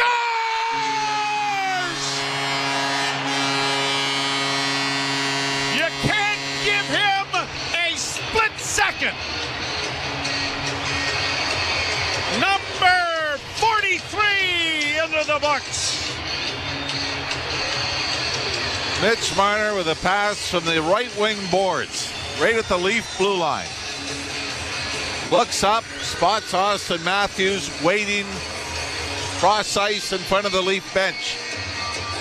Puts it right on the Matthews stick, walks in the top of the left wing circle, and just snaps this. Glove side about 2 feet off the ice to tie this game at 1. So as much as the Leafs have struggled, Austin Matthews only needs a split second of a good moment to turn the game around. And now Bertuzzi back in, looking in front for Tavares, that was knocked away. Nylander's come up with a loose puck, though he's in the slot on the backhand. Tavares, shot! Oh, Bertuzzi is robbed by Samuel Ersson. And you know Jake McCabe goes over and gives him a tap on the pads. One of these is going into the net. But that's one of those where if he holds on to it a split second He has longer, the whole net. he gets a better view of the net. Instead, it's not going well. I got to get it away quick. Yep. 1-1. Matthews with his 43rd. You're listening to Molson Leaf Hockey on TSN 1050 and the Maple Leafs Radio Network. Celebrate the power of black expression. From jazz greats and hip-hop heroes to sports stars and comedy legends. I'm lost. I'm on Martin Luther King. Run! With exclusive Black History Month pop-up channels from the Apollo Theater and Teddy Riley. Are you ready for start time? Plus in-depth interviews, historical deep dives, new shows, and more. What's going on? I'm Kevin Hart, and you don't want to miss my show, Gold Mines, with me, Kevin Hart. Just search Black History Month in the all-new SiriusXM app. Under review. The National Hockey League, it's the number one league in the world. It's a tough league. It's not shinny. I never wanted to become a league where the stars get an extra step or two. And there is a real divide with some people who go, the NHL doesn't do enough for its stars. No, what we like about hockey is it's a team game. Under review with Mick Kern. 11 a.m. Eastern on NHL Network Radio. SiriusXM 91 and the SiriusXM app.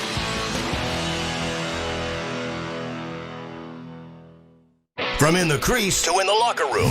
Sometimes a goalie's style fits certain teams better, and I think the way Adin Hill plays fits the Vegas Golden Knights, the way Bruce Cassidy wants to coach defensively perfectly. He's a monster of a guy. He works really hard. He doesn't give up bad goals. He is a grinder. He's a worker, and it just seems to fit. SiriusXM, NHL Network Radio. SiriusXM 91. And on your schedule with the SiriusXM app. The biggest names in the game. Trying to get behind, wrist the line, and walks in, put it between his legs, shoots it, score! NHL play-by-play on SiriusXM. Joe Bowen along with Jim Ralph, Jim Taddy, and Dave Feschuk waiting in the wings. Owen Hall, Luca Moya pushing the buttons, and Matthew Cardadero somehow keeping the hamster working in the wheel to keep us on the air. Puck down into the corner in the Flyers zone. Back to McCabe. Makes a nice move. Now cuts to the front of the net. Got it handed back to him. Oh, and he shot it over top of the goal. Into the corner for Nylander.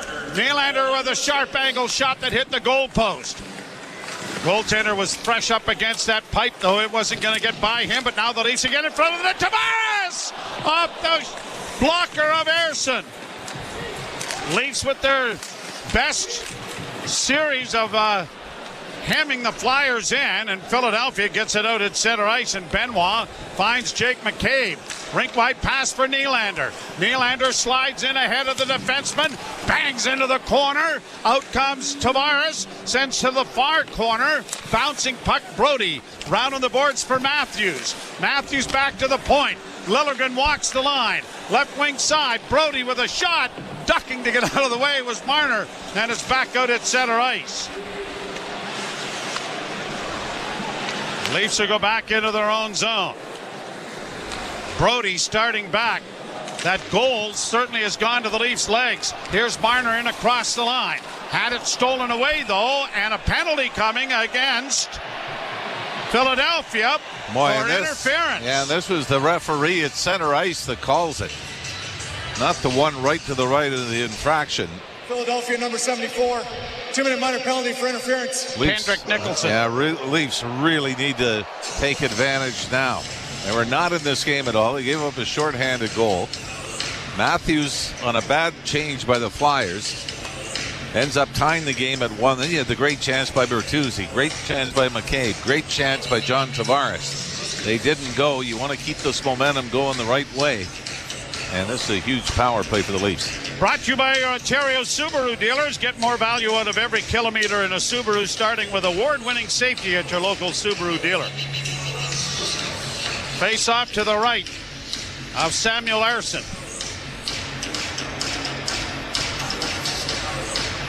And they're going to have to pay attention to the Flyers As it goes into the crowd and out of play. Back into the circle to the right again for the faceoff. Marner gets the lone assist on the Matthews tally. That allows John Tavares to get back into the faceoff dot. And he wins the draw cleanly. Leafs keep the puck alive. Here's Marner, right wing circle, holds into the slot area. Shot coming from Liljegren. Block, big scramble in front of the goal. They bang away at it. Wrap around attempt comes down to Nylander. Nylander, a cross ice pass for Tavares didn't work. Tavares against the boards. Still with it. Battles for it. It's going to come back now to Matthews to the blue line to Liljegren. Liljegren to Matthews. Holding and shooting. Oh, and he just missed. And it caroms off the dasher board and comes all the way down the ice. Tell you one thing, the Flyers, with their penalty kill, they are not passive. They're not a team that has that box that everybody collapses back in their own zone. They're very aggressive on the points. Marner coming out of his own zone. Drops it back for Matthews. Matthews to the line and in for Tavares. Had it knocked off his stick and the Flyers are breaking. It's a 2-on-1. Flyers in now with Konechny and a goal. Shot it high over top of the net. Wow. See how aggressive they were? Right at their own blue line to get on John Tavares. And usually teams are starting to back up and collapse by then. Now here's Matthews in across the line. Back into the slot area. Giordano! A shot blocked. The rebound goes to Nylander. Back to the blue line to Marner. Marner doesn't shoot it, but Matthews does it. He scores! Holy mackerel! What a bullet! Little fake from Matthews and bingo on the short side. The Leafs have two, and Big Pappy has them both.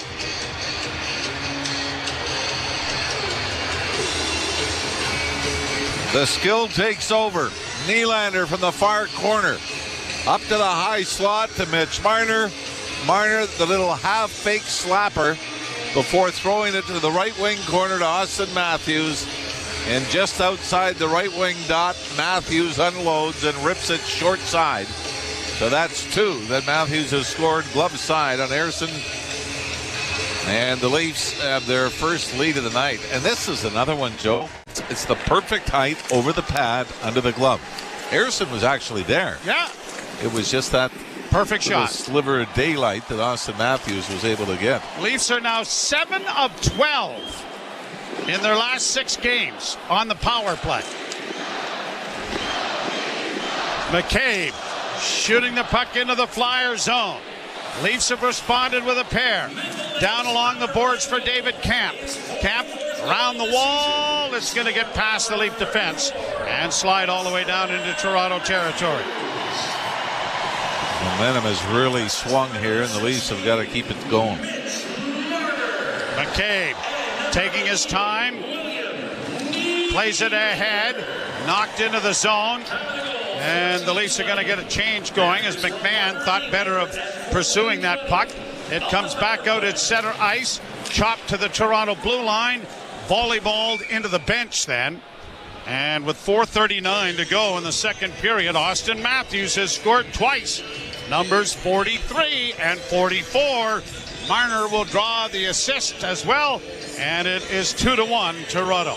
You're listening to Molson Leaf Hockey on TSN 1050 and the Maple Leafs Radio Network.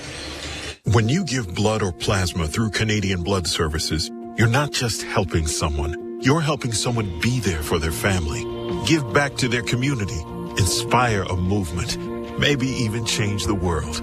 Because when you donate blood or plasma through Canadian Blood Services, you don't just help save lives, you change so many more. You don't just make a difference, you make all the difference. Join Canada's Lifeline and book now at blood.ca. So money's a thing, but it's not everything. I think you really look at the importance of what are you doing with your time. The conversations that we've had with our financial advisor is very much building what that framework looks like that helps support those important things. The places where you're investing your time and your resources, your family clearly, and those closest to you. Edward Jones. We do money differently. Visit edwardjones.ca/different. Whatever the weather, CMC Markets is here to help. Planning for a rainy day? Enjoy $0 commission on U.S. and Canadian share CFDs. Riding out the storm? Get ahead of the curve with lightning fast execution speeds. Blue skies ahead? Go with the trusted broker backed by over 30 years experience. Switch to CMC Markets and join over 275,000 global traders. Learn more at cmcmarkets.ca. FX spreads apply. CFDs involve a high degree of risk. Member Canadian Investor Protection Fund. Umbrella not included.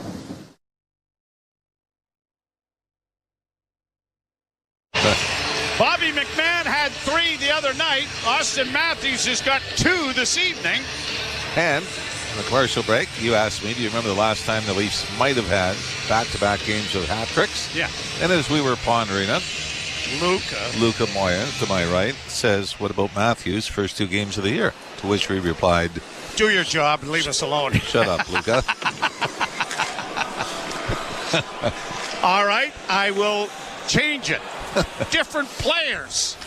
Try that one on for size. Luca. Now on the Leafs keeping the puck in. Here's Matthews coming out of the corner, looking for 3. Oh, and he almost did it on the rebound. Played high to center ice. The big boy has got those hands going tonight, doesn't he? Well, now, boy, for the first period and a half, nobody seemed to have anything going. But now the Leafs have clicked something into gear here. Matthews chipping the puck but not out. Then it's pushed ahead for Marner. 1 man back. Marner holds up, looking to make a pass, and then brings it back out as the Leafs are changing. Brought in by Giordano. Giordano will backhand it off the end boards far side. Holmberg gets it freed up for Robertson. Robertson swings it back behind the goal, and it'll come around the boards to the near side, and Lagesson pitches down. Took a hit there from Nick Seeler. He is able to keep the puck in momentarily. Flyers get it to the blue line, and they'll finally get it out at center. Quickly shot right back in again by Giordano. 3:16 to play in the period. The Leafs have scored twice, lead 2-1.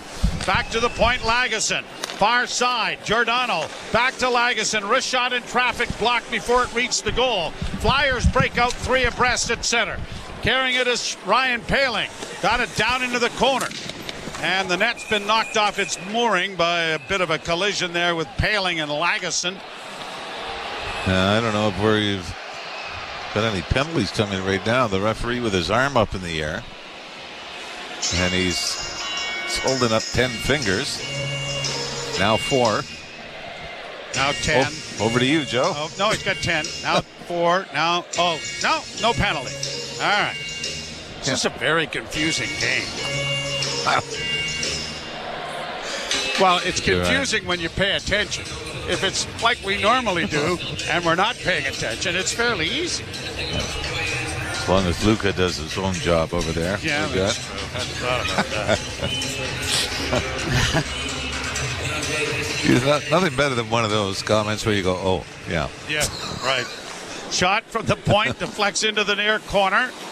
Giordano for Lagesson. Bank pass ahead, and it's deflected into the Flyers zone by Pontus Holmberg. Played around the boards, and the Flyers will push it out at center with Farabee, but grabbing it there and bringing it back is Benoit. He shoots it in again, and down the boards comes Nylander. Had to go off his skate, but the Flyers come out with it, and they'll get it up on the left wing, and it's brought by Delorier into the Leaf zone. Played into the corner then by Frost. Frost trying to come out with it as it's kicked back to the blue line.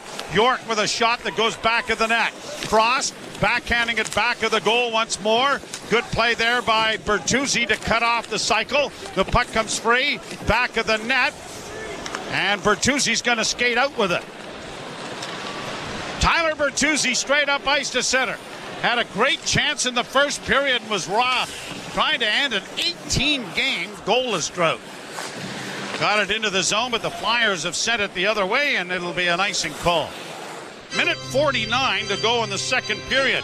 Sandheim scoring in the first shorthanded, but Austin Matthews at 11:06 from Marner, and Matthews again at 14:20 with his 44th of the season from Marner on the power play. The Leafs 2, Flyers 1. How fast things can change in a game. Just checking on the ice time for Max Domi. 5:35 of ice time. He played 3:07 in the first period. So 2:28 here in the second and on the ice now. Around back of the net, and in comparison to the other night. Over 18 minutes. Back into the corner it goes. Marner with it. Slid it around back of the net. Brody is in behind the goal, playing it back to the blue line. Kept in then by Liljegren. Back of the net for Domi. Domi cycles it back behind. Matthews coming out. Can't get a shot, but is hooked and taken down. No penalty there by Philadelphia, apparently, as it goes into the corner. Now here are the Leafs with it again. Domi coming out with a little saucer pass, and it didn't connect there as the Flyer got a piece of equipment in front of that. Liljegren to Matthews again. Scores! Holy mackerel, he's done it again! Austin Matthews with his third! And all three, almost the exact spot. Same spot, over the pad, under the glove. As Matthews, for the fourth time this season, has scored 3 goals in a single game. This time, Timothy Liljegren was the Leaf that jumped up, kept the puck in just inside the Philly line in the right wing boards. Threw it towards the middle of the ice to Matthews. And what he does here, though, Joe, unlike the other two, it's the big toe drag where he changes the angle to get it around the stick of the defenseman and change the angle on the goaltender. This is sneaky. He's allowed to be sneaky. Well, I'm just saying he was. I didn't say he wasn't. But it's almost the same spot. Yep. Just over the pad. Under the glove. Just under the glove. Yep. Hats on the ice saluting the hat trick from Austin Matthews. And we getting a goaltending change here. Looks like there's some movement over on the Philadelphia bench. Well, they might be looking to see if it went offside. That might be it. Timothy Liljegren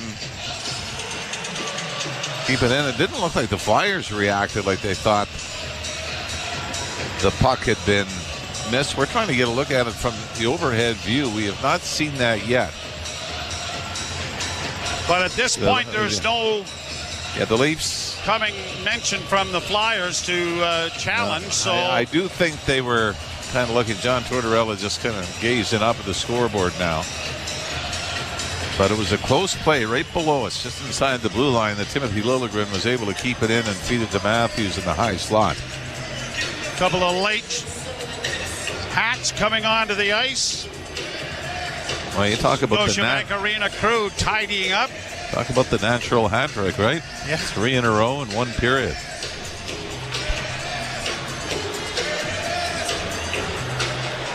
I believe Matthews and Bunting. Yeah. I think Bunting's was against Detroit. Back-to-back hat tricks. Yeah. Yep. The Leafs get it out into the center ice area, but now brought back in. Brody falls down. It's a 3-on-1 down low and a shot. Big save, rebound, and another splendid save made by Samsonov. Brody stumbled.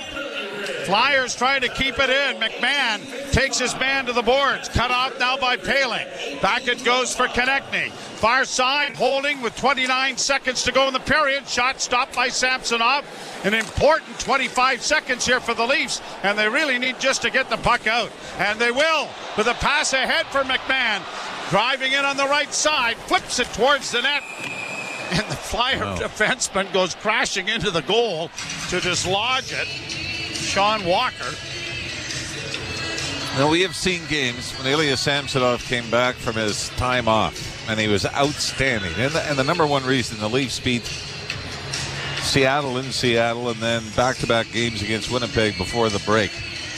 But in this game, if it's not for Ilya Samsonov, the Leafs don't stay in it when it's 1-0 to give Matthews the opportunity. And Samsonov has been more great moments tonight than it is, being under siege where it's a barrage of shots.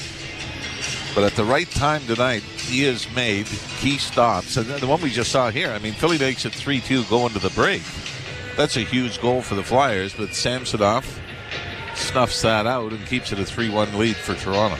Matthews ever score 4 goals in a game? Let me check. Was it?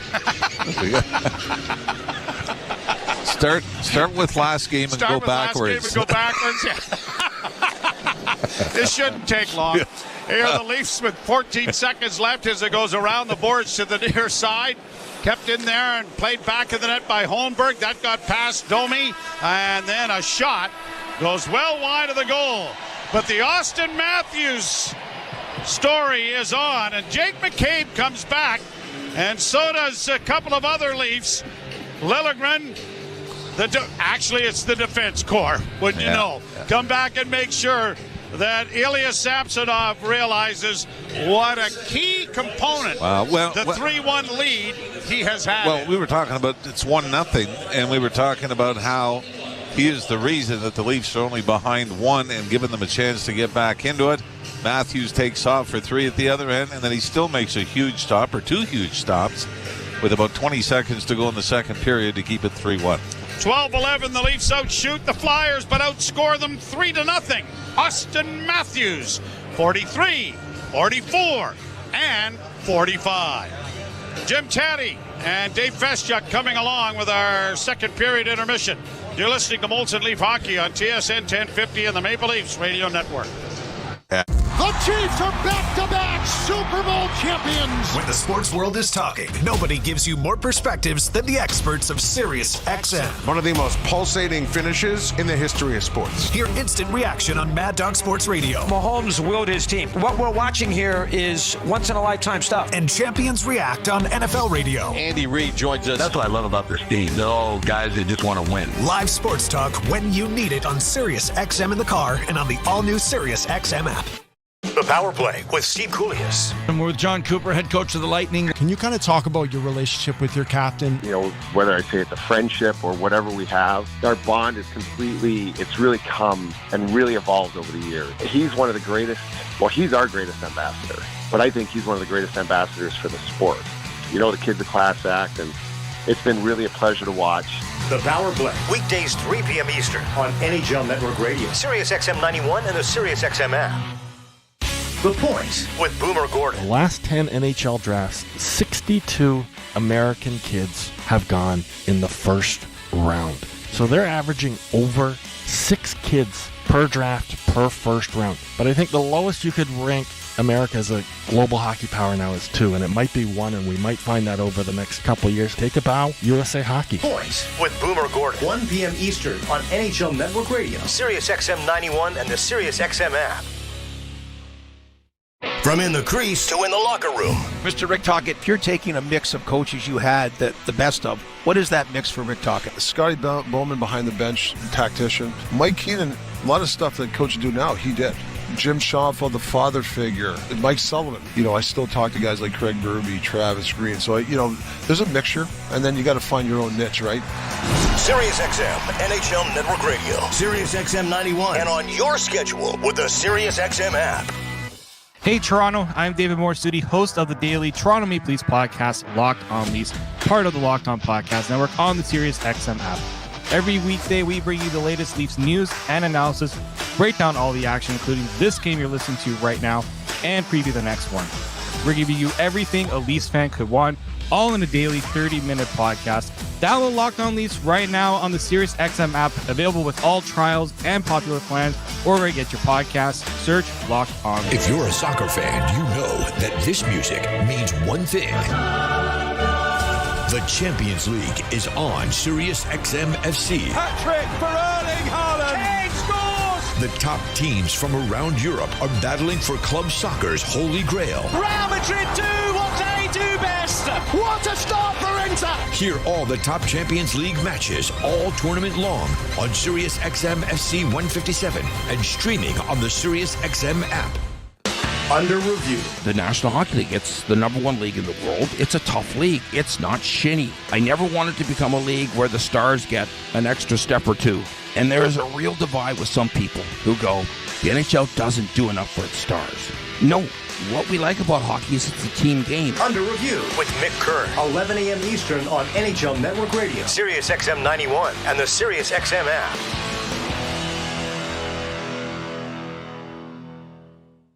Hockey lives here. Suzuki sweeps it. There's a chance. Rebound, Caulfield shoots and scores. NHL play-by-play on SiriusXM. Canadian Leafs hockey is on TSN 1050 and the Leafs Radio Network. The Leafs live here. Back in over the line now for Matthews. Scores! You can't give him a split second. Back to the blue line to Marner. Marner doesn't shoot it, but Matthews does it. He scores! Holy mackerel, what a bullet! Liljegren to Matthews again. Scores! Holy mackerel, he's done it again. Austin Matthews with his third. Oh, yes, guy. Toronto 3, Philadelphia 1. After 40 minutes of play, TSN After 40 delivered by 241 Pizza. Get a free medium one-topping pizza with $25 minimum purchase before tax and delivery. Online orders only. Visit 241pizza.com. Use the code FREEM for free medium pizza. Wow, 3-1. And yes, guy, yes, guy, yes, guy. He's got 45 goals now. Yes, he does. And he's got his 5th hat trick of the season, which I think is a new career high for a season. I believe he had 4 hat tricks the year. He got 60. Now, of course, on pace for a cool 70 is number 34. And we're back to the old storyline. The Maple Leafs, all they need is a Matthews hat trick, and they're going to win. Yeah, well, if you mapped it out on paper, and we did a really superb job of mapping out what Philadelphia does and how they have to play to win, the difference should be Austin Matthews, and it is. It is. It's Austin Matthews with some nice help from Mitch Marner, who set up 2 of those. A great play by Timothy Liljegren to set up the 3rd goal with a beautiful glove keep in at the blue line and a nice pass to Matthews. Some kind of shady goaltending from Samuel Ersson in the Philadelphia net.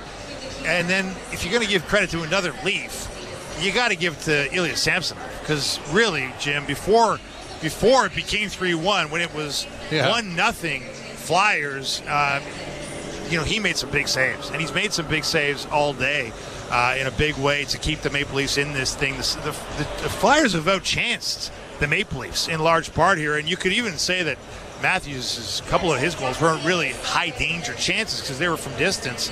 Just great shots. Just great shots by a great talent that we've seen many times before.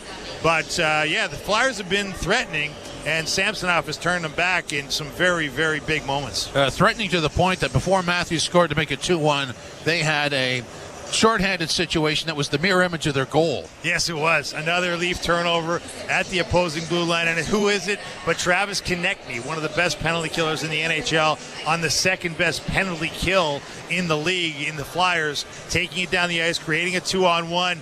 And again, a really nice save by Samsonov to thwart that one, unlike the first period one where the Flyers scored the shorthanded goal to make it 1-0. So, huge moment for the Leafs to turn that one back. And then shortly thereafter, they score the goal on the power play to make it 2-1. And we sort of forget about the turnover at the blue line. Yeah, what does it matter? Exactly. I was looking at Matthews' line. In the first period, he had 1 shot on goal and 1 that didn't get through. Now he's 6-2-1, so 9 shot attempts. 6 were taken, 3 have gone in. That's pretty good shoot. Well, we talked about the lack of energy in the first period from the Maple Leafs. And they picked it up. They picked it up to their credit late in the second. Early in the second, halfway through the second period, they had 3 shots on goal. And they weren't doing much. And, Samsonov was standing tall. There was some really good hockey from him. But the Flyers were dominating the game. They had the ice tilted in their favor. The Leafs hadn't done much. But you know what? Second half of that period, they picked it up. And Matthews and Marner, obviously a lot to say about why that happened. Found it a little difficult to track.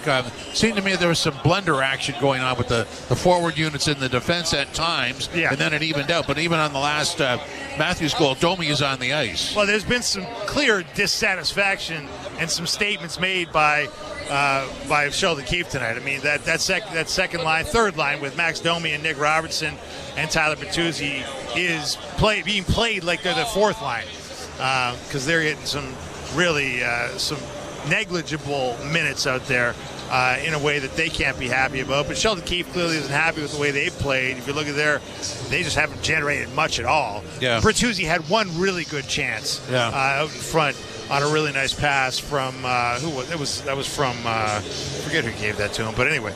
really good play in front. Bertuzzi yet again snake bitten. This is, of course, he's in game 32 of a stretch in which he scored 1 goal and can't find the second.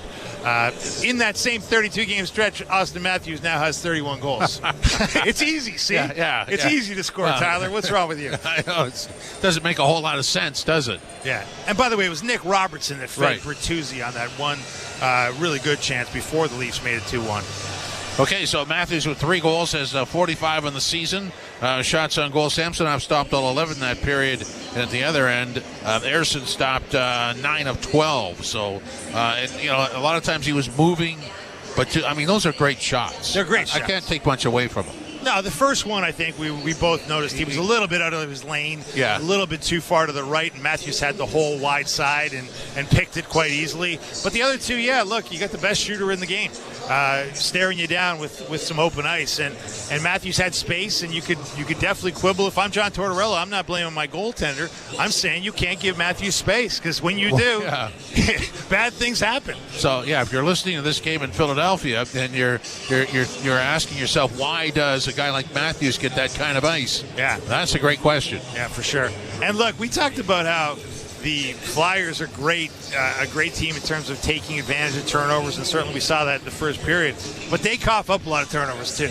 You know, their breakouts have not been particularly clean. And give the Leaf forecheck some credit there in the latter half of the second period. I mean, the Liljegren play was the highlight reel one where he picks up a pretty lazy clearing pass out of the air, keeps it in play, feeds it to Matthews. But there were quite a few of those, and the Leafs took advantage of the fact that the Flyers were a little more careless with the puck than I'm sure Tortorella would have liked. Leafs lead at 3-1 over Philadelphia after 40 minutes of play. This is Molson Canadian Leafs Hockey on TSN 1050 and the Leafs Radio Network. From the biggest stadiums to the coziest holes in the wall. From house parties to porch hangs to pride celebrations. From your favorite fuss shop to your local Indian spot. From noodle bars to sports bars to salsa bars. There's a Molson with your name on it. Canadian Ultra XL. Molson. Everyone in. Must be legal drinking age. Breaking story from Alpine News Network. Sandra and Kabir are celebrating 50 years of marriage by turning their boring bedroom into a spicy one. Oh my. Alpine Credit sent a super strength hero to help with a home renovation loan. New floors, windows, a heart-shaped button that plays this tune. Okay, I think that's quite enough. Own your home? Need a loan? Alpine Credits can help. Alpine Credits, where homeowners get approved. Just for license 12616. Who says kids get to have all the fun during March break? Say no to building a snowman. And shell yeah to building sandcastles with Sunwing Vacations. We've got what you're looking for out of paradise, like water parks, crystal clear waters, white sand beaches, and more. Not to mention a host of breathtaking destinations, each as beautiful as the last. When you save more, you can explore more with your travel agent or... Diverse stories, captivating originals. Stars has the shows unlike anything else. You're changing the game. This February, add Stars to your Crave subscription for new episodes of the crime saga Power Book 3, Raising Kanan. I win every day. Plus, all new episodes of the gritty drama Hightown. You should be ready for what's coming. Stars also has big movies like the action-packed King of Killers. Nobody leaves until the game is finished. And the Oscar-winning hit, Argo. I've never left anyone behind. Get Stars as an add-on at crave.ca. NHLshop.ca, the official online store of the National Hockey League. And Canada's largest selection of officially licensed NHL fan gear. With unique one-of-a-kind designs by Fanatics, Adidas, and all the latest styles for every NHL team. Don't miss out. Shop now and get today's special offer. NHLshop.ca, a Fanatics experience. Did you fix that leaky tap? Uh-huh. How about that loose doorknob? Uh-huh. Right now, we can get a free medium pizza from 2 for $1 Pizza. Did somebody say free pizza? See, it's not just the kids that have selective hearing. Right now, get a free medium one-topping pizza with a minimum $25 purchase before tax and delivery. Limited time offer. Online orders only. Visit 2for1pizza.com and use coupon code FREEM. 2 for $1 Pizza. 2 for $1. 2 for $1. Out-of-town scoreboard is brought to you by Maple Toyota. Build your next dream Toyota at Maple Toyota. And check out Maple Toyota's pre-owned inventory arriving daily. Guy, it's time to Toyota. Visit mapletoyota.com. In the first period, Pittsburgh 1-0 over Chicago. The rest are after 40 minutes of play. Seattle 2-1 over Boston. Panthers 2-0 over the Sabres. Kings and Devils are tied at 1. It is the Ducks 3-0 over the Senators. Montreal losing to the Rangers 4-2. And Avs and Lightning tied at 2. Getting set to start. Actually, it's at the end of the first period. Oilers 2-1 over the Blues. End of the first. Stars 4-0 over the Predators. Getting set to start. Sharks in Calgary. Later on, Detroit and Vancouver. This is Molson Canadian Leafs Hockey on TSN 1050 and the Leafs Radio Network. What's up? This is Usher. Slip into 3 decades of electrifying hits. Songs from me that you know and love. And unmistakably smooth vocals. Usher Radio. The stories behind his songs and a personal intro to his new album. Coming home. But we still good. Usher Radio. Check me out. Happening now for a limited time on Channel 79 and the all-new SiriusXM app. Get closer to everything that moves you wherever you are. The Power Play with Steve Koulias. I'm with John Cooper, head coach of the Lightning. Can you kind of talk about your relationship with your captain? You know, whether I say it's a friendship or whatever we have, our bond is it's really come and really evolved over the years. He's one of the greatest, he's our greatest ambassador, but I think he's one of the greatest ambassadors for the sport. You know, the kid's a class act, and it's been really a pleasure to watch.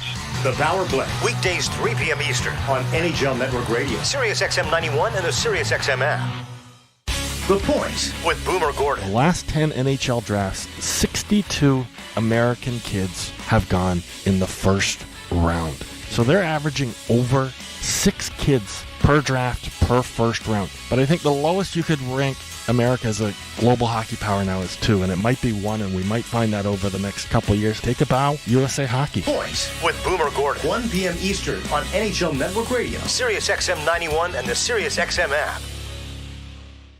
If you're a soccer fan, you know that this music means one thing.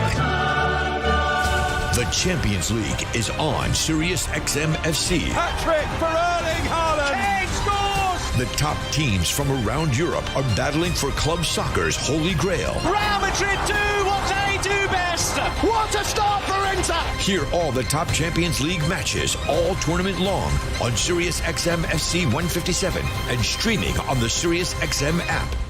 Join me, Gord Stellick, and Scott Laughlin as we recap the night that was on NHL Morning Skate, weekday mornings at 7 a.m. Eastern on NHL Network Radio, SiriusXM 91. Well, Austin Matthews is a generational player. There is no question about it. That is the 72nd multi-goal game. Darryl Sittler's club record was 71. He's also now on pace to score 71 this season.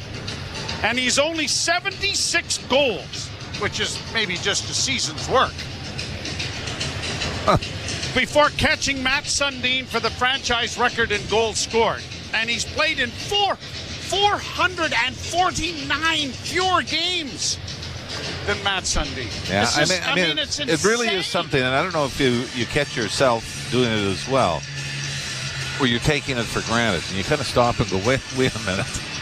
I don't think many people are taking the likes of McDavid or Draisaitl for granted out in Edmonton. But for Matthews, I mean, this is just, you know, his pace is better than Ovechkin's start, if I'm not mistaken. Yeah. Oh, yeah. Now, and a couple of other points. One, it's the first natural hat trick on home ice since Wendell Clark, I think in 96 or something. Okay, that's probably small. 94, yeah. At any rate, the other thing, after the goal, after the hat trick goal, he came back and saluted on the bench, but skated all the way down the ice and gave Ilya Samsonov a fist pump because of... I love that. I do too. And in junior hockey, a lot of teams go down and celebrate with the goaltender regardless. But this was special because he realized Samsonov had such an integral part in making those saves. Now here the Leafs with it again. Backhand pass in front for Nyes, didn't work. At the point of shot, Nyes in front of the goal trying to redirect it there. And it was knocked wide of the goal and now sent all the way down the ice and into the Toronto end.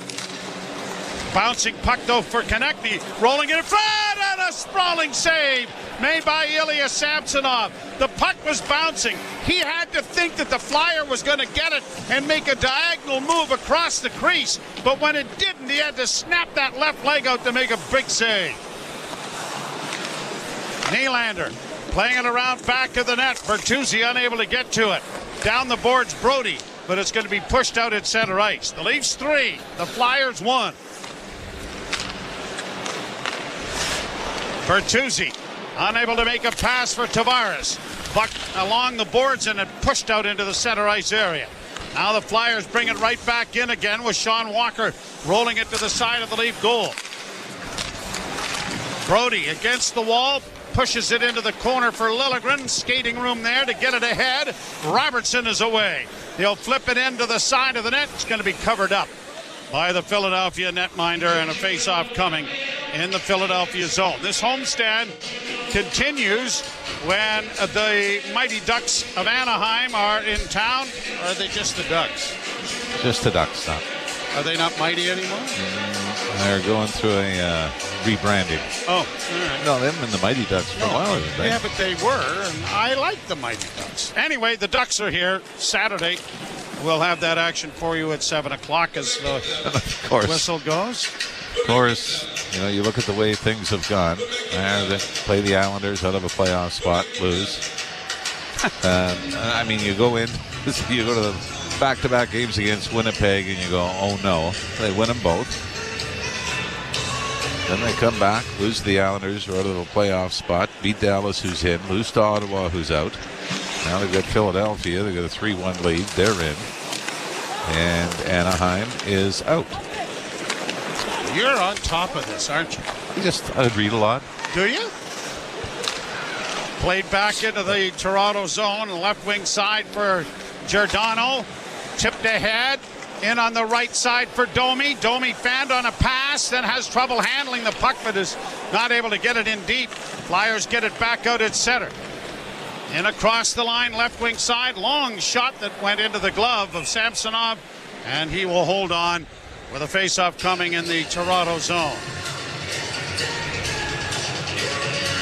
I read a lot of stuff too, but I just don't comprehend. Face off to the right of Ilya Samsonov. It's been a rather quiet building, hasn't it? Do you not feel that way tonight, Joe? Yep. It's not even the 3-goal outburst by Matthews in the second period. Most people are worried about the drive home, maybe. The snowstorm in Toronto. Well, I think the snow will stop. Here's McMahon in the right wing side, bowling his way to the front of the goal. Oh, and he almost tucked it by that right pad. Somebody is calling him Bobby McMatthews.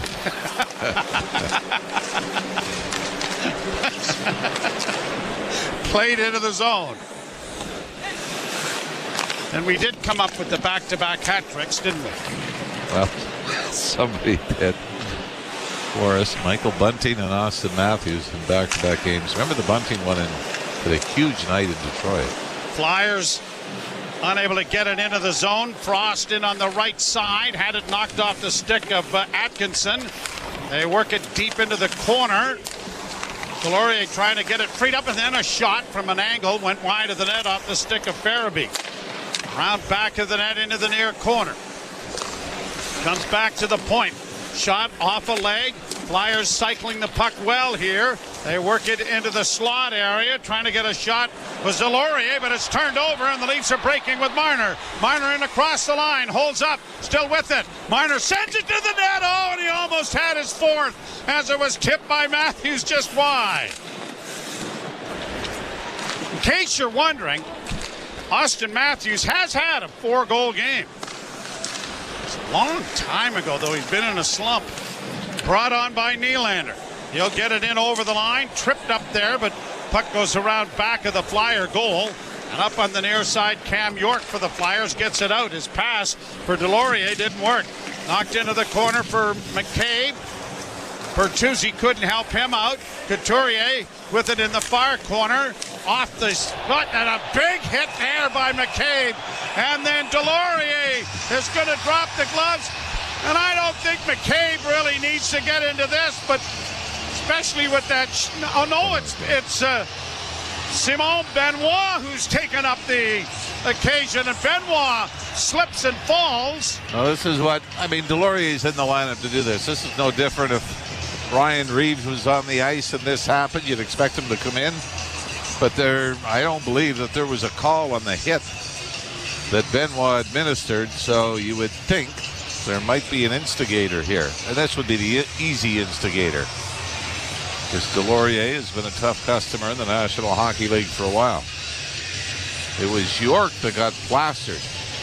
Yeah, and it was Benoit. I made the mistake, Jimmy. Sorry, I thought it was McCabe, 22, and not Benoit, 2. Number 2 has 5 minutes for fighting. Philadelphia, number 44, has 5 minutes for fighting. 2 minutes for instigating and a 10-minute misconduct. Yeah, see, 2-minute power play for Toronto. remember when Bo Horvat was in with the Islanders? Exact same thing, but it was a 2-minute unsportsmanlike in a 5-minute major for fighting. So you feel sorry for the players. Certain players just have a reputation, so they're the easy mark, aren't they? So you get the instigator, 2, 5, and 10. But you like it from Benoit, the physical play in behind the net, stands his man up. You understand it from Delorier. If he's on the ice and doesn't do anything, Joe, then he's criticized. Even though, I'm like many that don't believe that you have to stand up for a teammate after a clean hit. Power play brought to you by your Ontario Subaru dealers. Get more value out of every kilometer in a Subaru, starting with award-winning safety at your local Subaru dealer. So the Leafs on the power play, they are 1 for 2 with the man advantage. Tavares waved out. Matthews will move in. And wins the draw. Liljegren walks the line. Tavares got it back to him. Liljegren with it to the far point. Near side Nylander. Nylander down low for Marner. Shooting. That was up the rebound. They jam away at it. Matthews had a great chance. Centering in front. Nylander's shot goes off a skate. And the Flyers going to punch it out at center and force Liljegren back into his own zone. Matthews with it again. Dropping it back for Marner. Marner swings through neutral ice. Hits the line. Left wing side, Tavares. Tavares working towards the net. Goes around back of the net. Back to Nylander. Shot. That was stopped. It comes back to Tavares. Tavares in with a play that went just wide of the net. Back of the net for Marner. Trying to play it back of the goal. One of the Flyers had lost his stick. Cleared to the line. Nylander, good play to keep it in. Willie walks the line. Holds and gets it off. Matthews didn't shoot it. Marner does. Matthews now shoots it. Rebound in front of the goal. Oh, and it was knocked out of the goal crease. Another pass. That was deflected just wide. Matthews with it once more. Still with it. Chopped off his stick. Gets it back again. Has it in front of the net. Nylander couldn't deliver a backhand. Now Tavares has it. Spins it over to Marner. Far boards. Top of the circle. Near side Willie. Looking in front of the net for Matthews. Had it blocked. Willie against the boards. Still with it.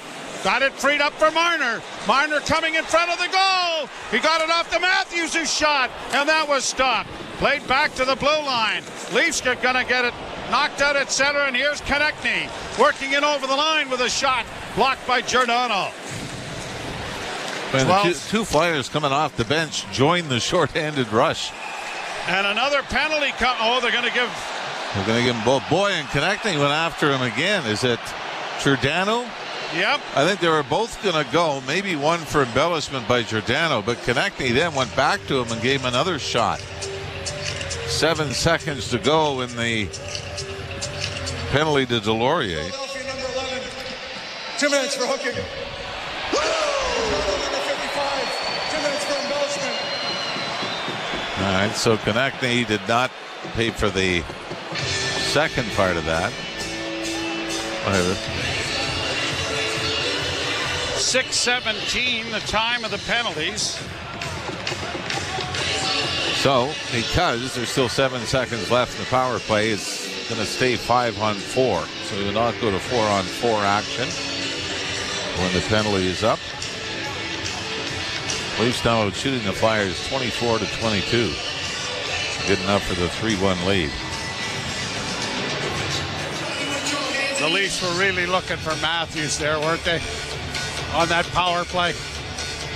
Well, I mean, I think that's always sort of the go-to place, but they had some other options. There was Marner at times, Tavares at times that appeared to be open. Here the Leafs bringing it in over the line. Penalty expires with a shot there by Robertson that was kicked away nicely by Ersson, and then it goes up out of play into the screen. So it'll be brought back into the face-off circle in the Flyers zone when we return. The Leafs holding a 3-1 lead over the Philadelphia Flyers. You're listening to Molson Leaf Hockey on TSN 1050 and the Maple Leafs Radio Network. Let's go, football fans. This week on Let's Go with Tom Brady and Larry Fitzgerald and me, Jim Gray. I'm happy for the Chiefs because they deserved it. It is so hard to get there and win. So I just give nothing but respect to the teams that do make it that far, and certainly the Chiefs that had a lot of things on their shoulders all season. Showed a lot of mental toughness, and you could see why they fought through it. It speaks to what that organization is doing right. Listen now to the extended version of Let's Go, exclusively on the SiriusXM app, included with all our trials and popular plans. Let's go, baby. Let's go. The Power Play with Steve Koulias. And we're with John Cooper, head coach of the Lightning. Can you kind of talk about your relationship with your captain? You know, whether I say it's a friendship or whatever we have, our bond is it's really come and really evolved over the years. He's one of the greatest, well, he's our greatest ambassador, but I think he's one of the greatest ambassadors for the sport. You know, the kid's a class act, and it's been really a pleasure to watch. The Power Play, weekdays 3 p.m. Eastern on NHL Network Radio, SiriusXM 91 and the SiriusXM app. The Point with Boomer Gordon. The last 10 NHL drafts, 62 American kids have gone in the first round. So they're averaging over 6 kids per draft per first round. But I think the lowest you could rank America as a global hockey power now is 2, and it might be 1, and we might find that over the next couple of years. Take a bow, USA Hockey. Point with Boomer Gordon, 1 p.m. Eastern on NHL Network Radio, SiriusXM 91 and the SiriusXM app. The best hockey lives here. Burns gets it back. Stick handles to the backhand. Moves in front. Score! NHL play-by-play on SiriusXM. Leafs 3 and the Flyers 1. Austin Matthews with the hat trick. Numbers 43, 44, and 45 on the season. And what a treasure and what a delight to be able to have called every one of his goals. Unbelievable. Right to the right in the Flyers zone. Scrummed but grabbed off, and a shot by Bertuzzi went just wide. McCabe swinging it in. A shot coming and knocked down in front of the net, but Domi's onto it. Domi in the far corner. Frost took it away from him, and Frost will get it out at center ice, only to have it knocked off his stick. And the Leafs now chasing it down in the corner. Lagesson got it to McCabe. Up on the wing for Domi. Domi sends an alley-oop high to center ice. Flyers knock it down and will bring it in on the left wing. Dropped into the corner. Centering pass blocked by Lagesson. It comes back to the blue line and bounces out into neutral ice. And the Leafs have time and space as the Flyers have to clear, and they're changing anyway. Brody, up ahead it goes for Gregor. Noah Gregor had it knocked off his stick, and the linesmen, who are Travis Grolitz and Andrew Smith tonight, make a call on the offside. Well, now goaltender Ersson for the Philadelphia Flyers is in the same position that Ilya Samsonov was in until the Leafs got on the board, where you can't give anything up now. It would be the game decider, so Leafs get some scoring opportunities. The Fire goalie's going to have to come up big. Brody keeps the puck in. McMahon sends it around far side. Trying to chip it along the boards there was Noah Gregor, but it's forced out at center ice. And the Leafs go back to retrieve it. Brody, an errant pass, goes to the blue line. Flyers turn it back up ice. Brought in as Hathaway, tipped it in over the line. He goes after a loose puck that's high in the air. Got a shot away. Oh, and a good reaction save made there by Samsonov. That was a lot more difficult than it looked. That was let go in a hurry, wasn't it? Wasn't it?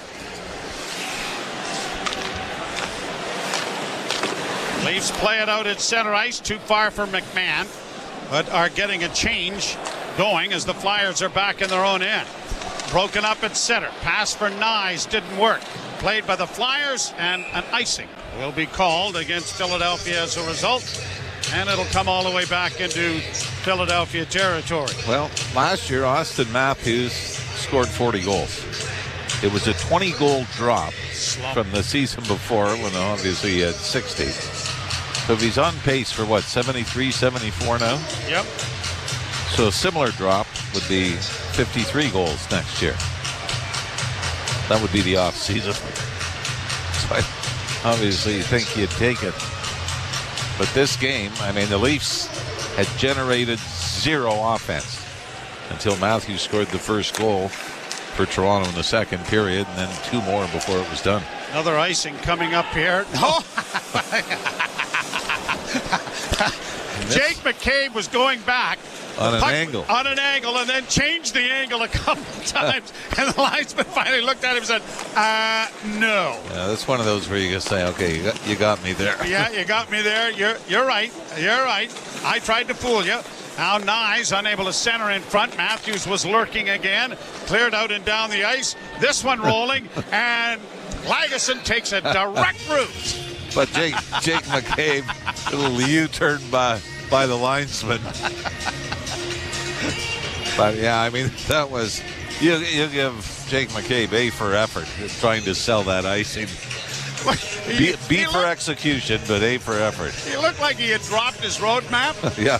And then was looking to see what street I'm supposed to take here. First left. Another icing coming now as the Flyers have set it down the ice right off the faceoff. The Flyers certainly have some nice pieces. One of them was the trade that Claude Giroux ended up going to Philadelphia. Ottawa.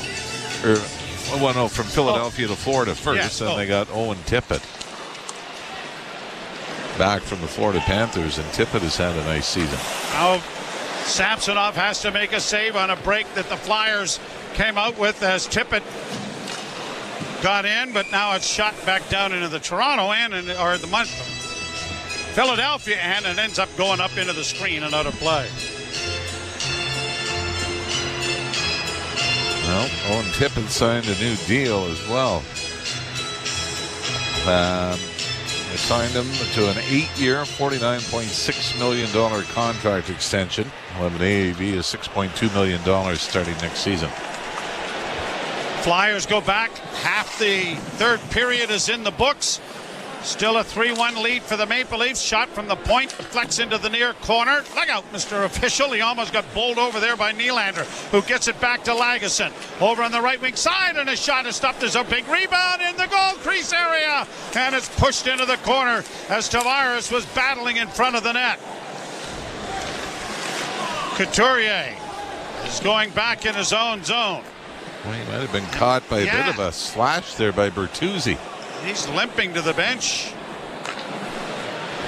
Flyers come through neutral ice, have it turned over, brought back by Nick Robertson. Robertson works in on the right side, pulls it up, slides it in back of the goal for Domi.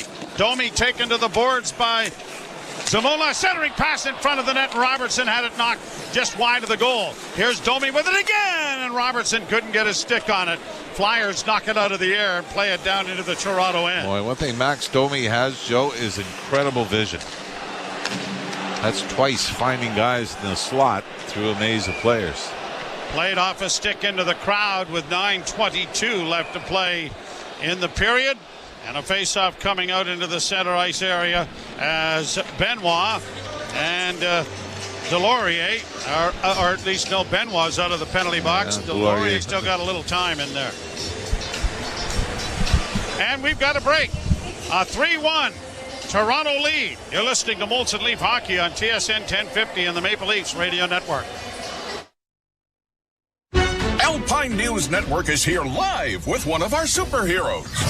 I just helped Tom with a business loan. He needed to soup up his mechanic shop.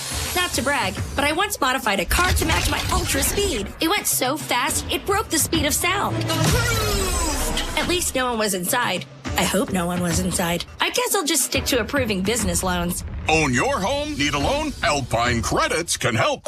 Alpine Credits, where homeowners get approved. Just for license 12616. From the biggest stadiums to the coziest holes in the wall. From house parties to porch hangs to pride celebrations. From your favorite fuss shop to your local Indian spot. From noodle bars to sports bars to salsa bars.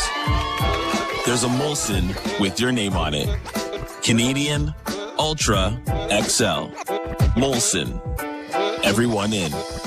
Must be legal drinking age. Salespeople are not likely to consistently implement a particular selling strategy or technique, regardless of how effective it may be, unless it's part of an overall behavioral plan. And they're not likely to implement a behavioral plan unless it's supported by the appropriate attitude and outlook. At Train West Online Academy, our sales training and development program addresses all areas necessary for your success.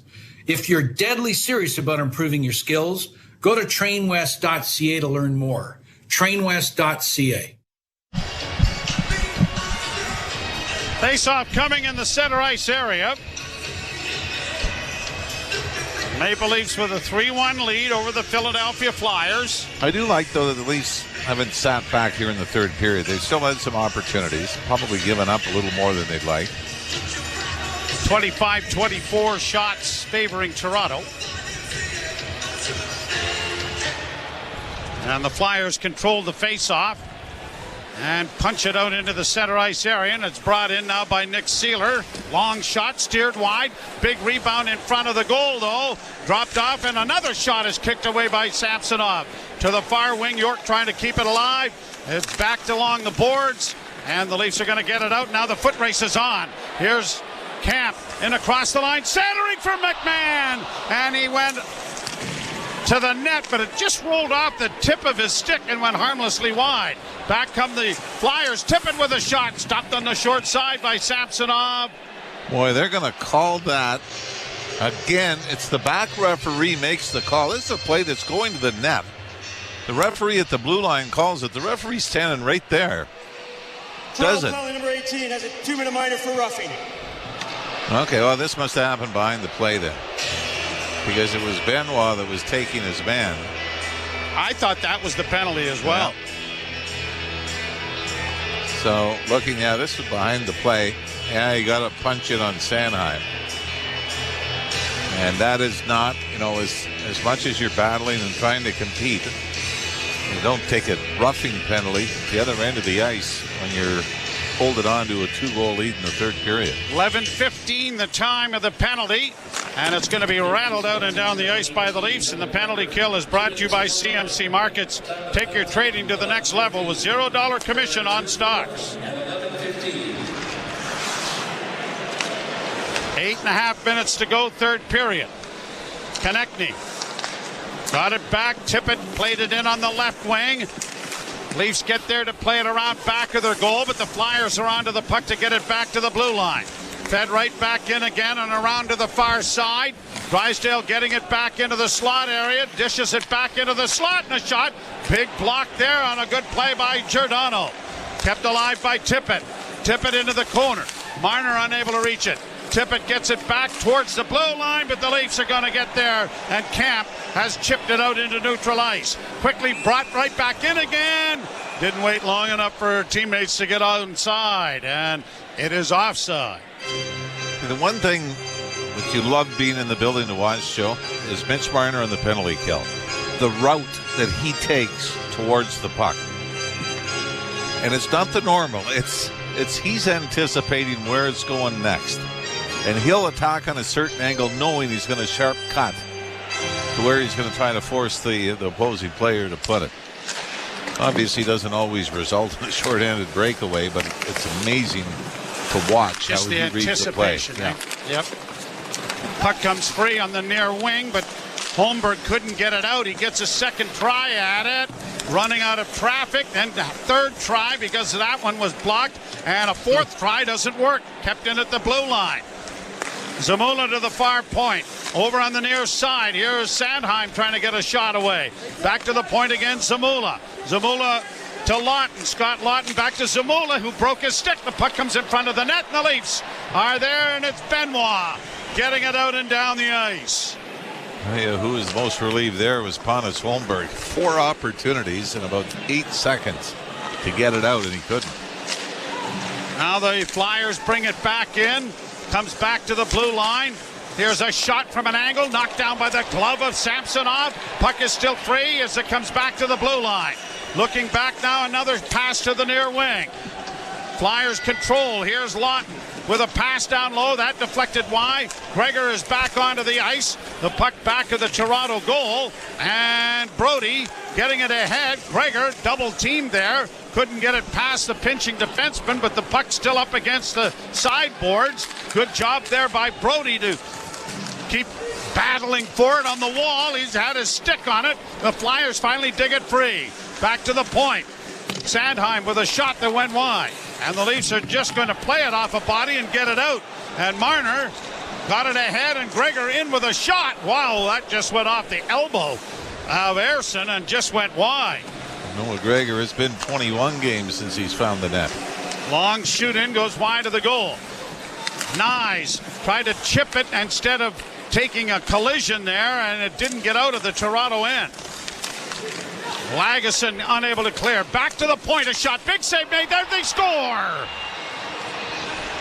Samsonov made the save, but there was a juicy rebound. And with 5:46 to go, it is a 1-goal game as Garnet Hathaway scores on the rebound.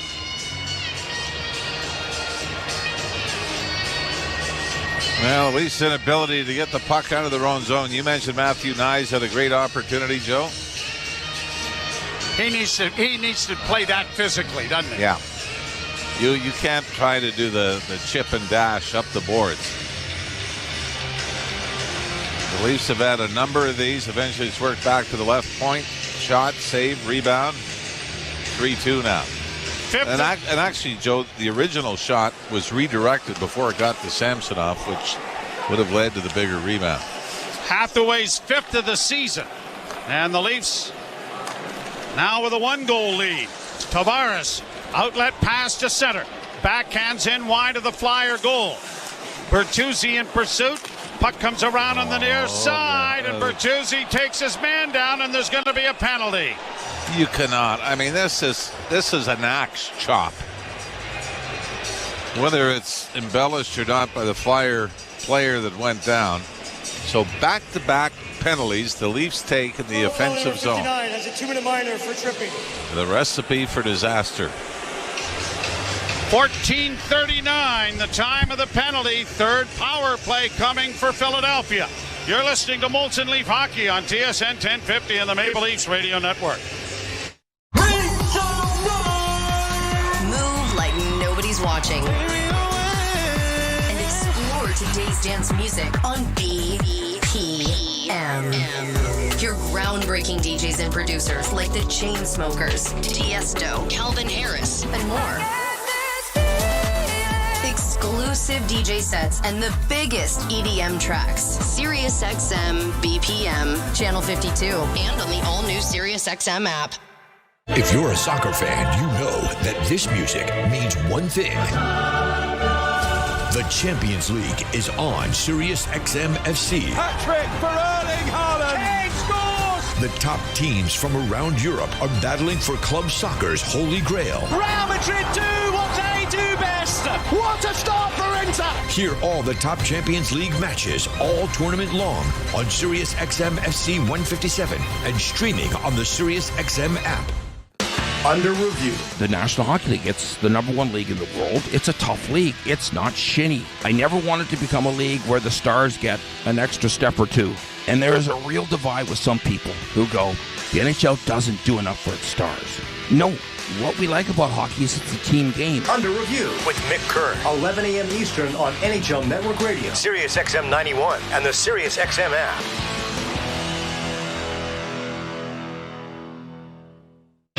The biggest names in the game. Trying to get behind Ristolainen. Walks in. Put it between his legs. Shoots it. Score! NHL play-by-play on SiriusXM. Lead penalty kill brought to you by CMC Markets. Take the trading to the next level with $0 commission on stocks. A huge kill here, and the Leafs win the faceoff. And it's brought out at center ice by David Camp. Camp trying to bull his way down the boards, but had it knocked away. Now trying to pin it up against the wall there, but it is dug free, and the Flyers will start out. They'll drop it back. Konechny coming slowly through the neutral zone. Hits the Leaf blue line. Got it in over the line. Works to the left wing side. Someone's lost a stick, but the Leaf player regains it. Back to the point. Tippett down low with a deflection in front. Knocked down by Samsonov. There's a scramble. Loose puck in front. They score! Konechny ties the game.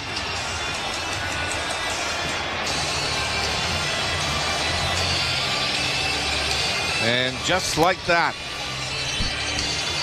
they dodged the bullet once, taking a senseless penalty in the offensive zone. They don't do it twice. As Konechny finds the loose puck on a stick to the right of Ilya Samsonov. Samsonov in vain tries to get over but can't. And Sheldon Keefe has talked about this before. We can't gift opportunities. You can take the shorthanded goal and then the opportunity here on the second power play. 3-1 lead in the third period, and you take two senseless penalties. Roughing and slashing calls in the offensive zone, and we're tied at 3. So, 4:36 remains in the third period, and this game is up for grabs. Flyers trying to get it in. McCabe ties up his man. They get into a shoving situation, but nothing more develops, and Benoit circling the goal. Got it ahead, and it's batted out and down the ice, and an icing call is going to come here. Did you not agree that it's just they've gifted it back? Yep. No, they did. Absolutely. Probably didn't deserve to be in the game when it was still 1-0 in the second period.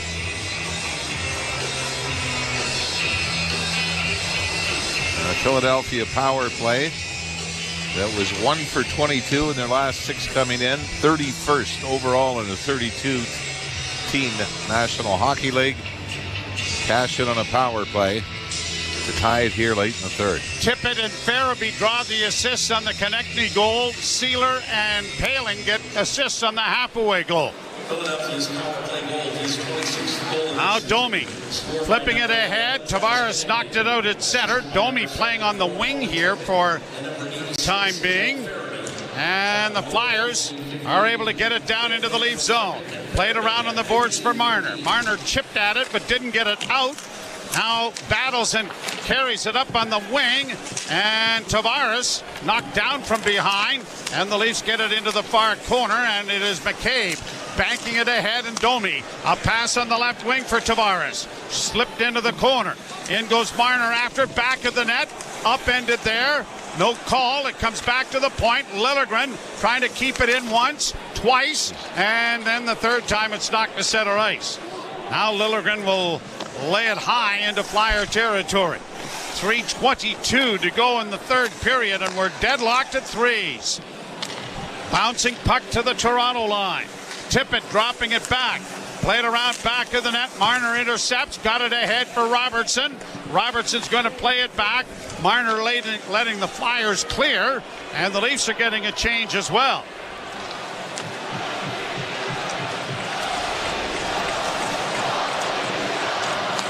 Played up on the wing, and in comes Pontus Holmberg. He was drilled and knocked to the ice. Puck around the near side, comes out to the line. Not out. Leafs keeping it in, but Camp couldn't do much with it. And now McCabe gets it ahead, and it is quickly shot right back into Flyer territory. Played high to center ice. We jokingly thought about Matthews ever scoring 4 goals in a game. We may need him to do it here again tonight. Brought on by McCabe. In over the line, Holmberg trying to work in is Tavares. Tavares down the boards. Double teamed there. Flyers launch it high to center ice, and Liljegren will find Brody on the left wing. Brody shoots it right back in again. 2:06 to play in the third. Leafs back at the net. Domi centering. Oh, he had Nylander sifting through, but a bouncing puck was knocked away. Domi with it again. Backhands in, and the Leafs are going to change. Oh, they're going to call icing. No. Well, again, yeah, Max Domi's about 2 feet from the red line at center when he lobs that back in. So now you got another key face-off back in the Leaf zone. And it'll be Tavares who will take it.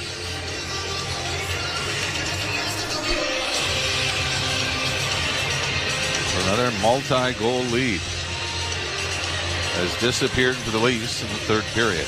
Flyers now with 32 shots, the Leafs with 27. Draw won by Tavares.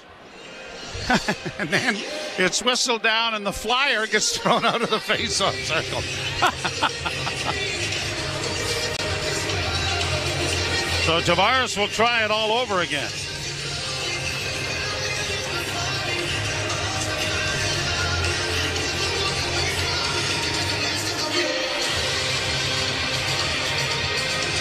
And the puck is dropped and it comes back to the point and a shot deflects wide of the goal. Played ahead for Nylander. He's just going to get it out, but it won't be enough for icing, and the Leafs do get their change in. 1:42 to go. Matthews on the ice again. He has a hat trick here tonight. Flyers will rattle it in with Frost getting it down into the Leaf zone, but they're going to call this icing. Boy, just some mental errors there. Well, I seen her did a get up into the screen.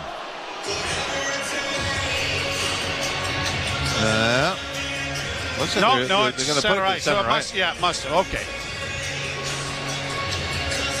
Well, that was a shot from outside the line. Yeah, I thought so. All right. So, yeah, obviously icing. Austin Matthews. This is interesting. Nick Robertson out with Matthews and Marner. Benoit got it ahead. Well, you know what? That little play that we talked about Nyes not making. Maybe that was it. I think so. Max Domi didn't see a lot of ice time after the first Philly goal. Well, he's played now on the wing with Tavares. Now here's McCabe playing it down into the Flyer and scoop to the blue line. McCabe trying to stand in, but it's poked out at center ice, and the Leafs are able to recover. Marner to Matthews. Matthews in on the left wing, and Robertson trying to get in there. The puck comes free, played up against the boards. Matthews comes around back of the net with it. Matthews into the slot area for Brody. A pass in front, scramble play. Upended in front of the net was Robertson, and it's cleared by Philadelphia. Less than a minute to go. Marner's in over the line. Marner with it on the near boards. In for Liljegren. Chipped in deep for Tavares. He couldn't come up with it. And the Flyers get it ahead. Offside, Konechny. It was just, and I mean just, tipped by Liljegren to put Konechny offside. Floated up just enough as the Leafs dodge maybe another bullet here late. 31 and a half seconds to play in regulation.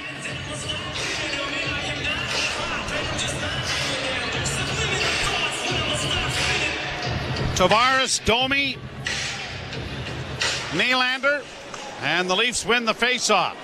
Benoit got it ahead. Tavares sends a long backhand that is easily steered aside by Ersson at the blue line. Benoit trying to pinch to keep it in, but the Flyers have sent it to open ice. McCabe gets over there and gets a healthy run at Owen Tippett. Played around the boards, and Domi gets it out at center ice with 6 seconds left in regulation. Shot back into the Leaf zone. 3 seconds left, and that will do it. And I'll tell you one thing, if you're the New York Islanders, New Jersey Devils, teams on the outside, looking at this game, you're hoping just regulation. Because obviously the Leafs and Flyers could end up battling for a wild card spot. But here's the worst case scenario, a game where there's going to be 3 points given away instead of 2. 2 goals by the Flyers in the third period, half the way in Konechny, forcing overtime and a 3-3 tie. You're listening to Molson Leaf Hockey on TSN 1050 and the Maple Leafs Radio Network.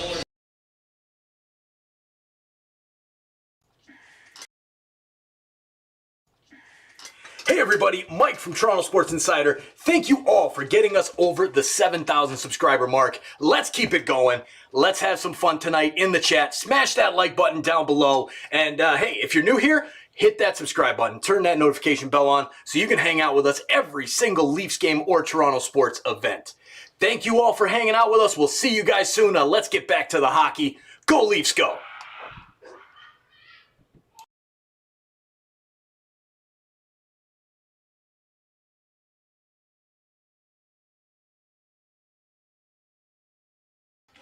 Hey everybody, Mike from TSI.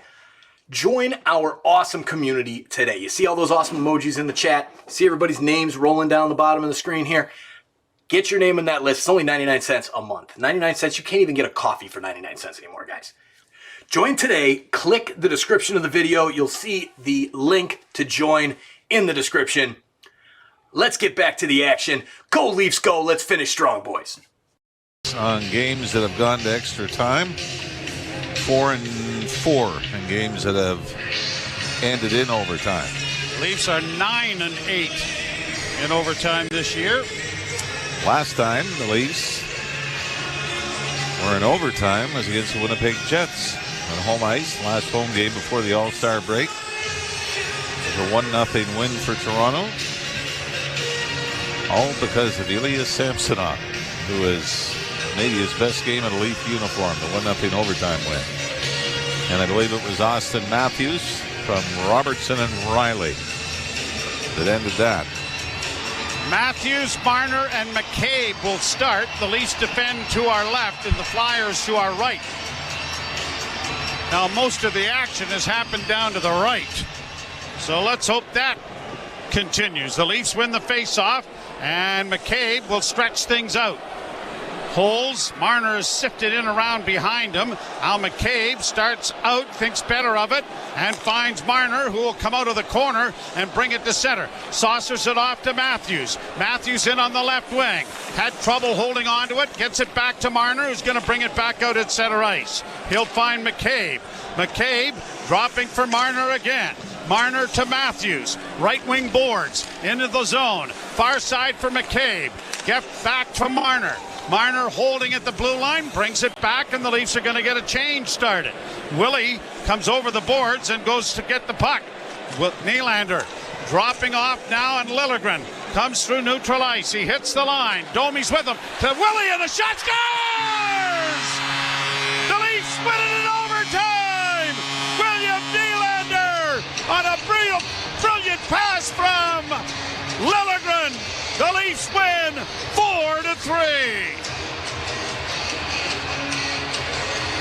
Quick, hard shot, 5-hole by Nylander for the left wing circle after Timothy Liljegren comes over the blue line, middle of the ice with speed. Looks to his left, spots Nylander, and the quick release. This may have actually gone off the Flyer defenseman, Joe, and redirected past Eriksson. Looking again. One more look at it from the end zone. I think this glances off the stick. Maybe goes short side. Either way you slice it.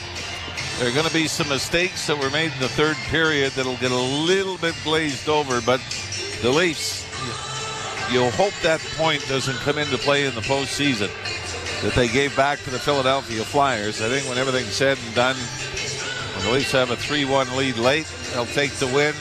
Philly'd be pretty happy with battling back to take the tie. So the Leafs win it in overtime. The post-game show coming your way. You've been listening to Molson Leaf Hockey on TSN 1050 and the Maple Leafs Radio Network.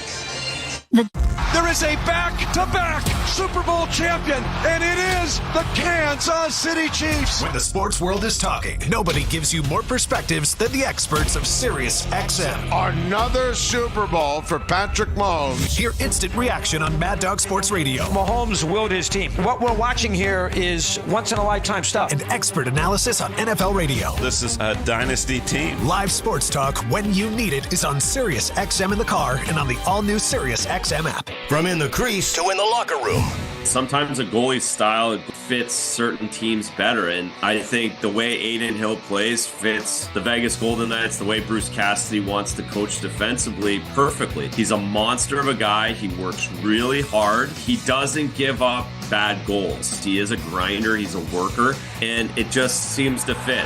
SiriusXM NHL Network Radio, SiriusXM 91, and on your schedule with the SiriusXM app. From in the crease to in the locker room. Mr. Rick Tocchet, if you're taking a mix of coaches you had, the best of, what is that mix for Rick Tocchet? Scotty Bowman behind the bench, tactician. Mike Keenan, a lot of stuff that coaches do now, he did. Jim Schoenfeld, the father figure. Mike Sullivan. I still talk to guys like Craig Berube, Travis Green. So, there's a mixture, and then you got to find your own niche, right? SiriusXM NHL Network Radio, SiriusXM 91, and on your schedule with the SiriusXM app. Hey Toronto, I'm David Morissette, host of the daily Toronto Maple Leafs podcast, Locked On Leafs, part of the Locked On Podcast Network on the SiriusXM app. Every weekday, we bring you the latest Leafs news and analysis, break down all the action, including this game you're listening to right now, and preview the next one. We're giving you everything a Leafs fan could want, all in a daily 30-minute podcast. Download Locked On Leafs right now on the SiriusXM app, available with all trials and popular plans, or where you get your podcasts. Search Locked On Leafs. If you're a soccer fan, you know that this music means one thing. The Champions League is on SiriusXM FC. Hat-trick for Erling Haaland. Kane scores! The top teams from around Europe are battling for club soccer's holy grail. Real Madrid do what they do best. What a start for Inter! Hear all the top Champions League matches all tournament long on SiriusXM FC 157 and streaming on the SiriusXM app. Join me, Gord Stellick, and Scott Laughlin as we recap the night that was on NHL Morning Skate, weekday mornings at 7 a.m. Eastern on NHL Network Radio, SiriusXM 91. The biggest names in the game. Trying to get behind Ristolainen, walks in, put it between his legs, shoots it, scores! NHL play-by-play on SiriusXM.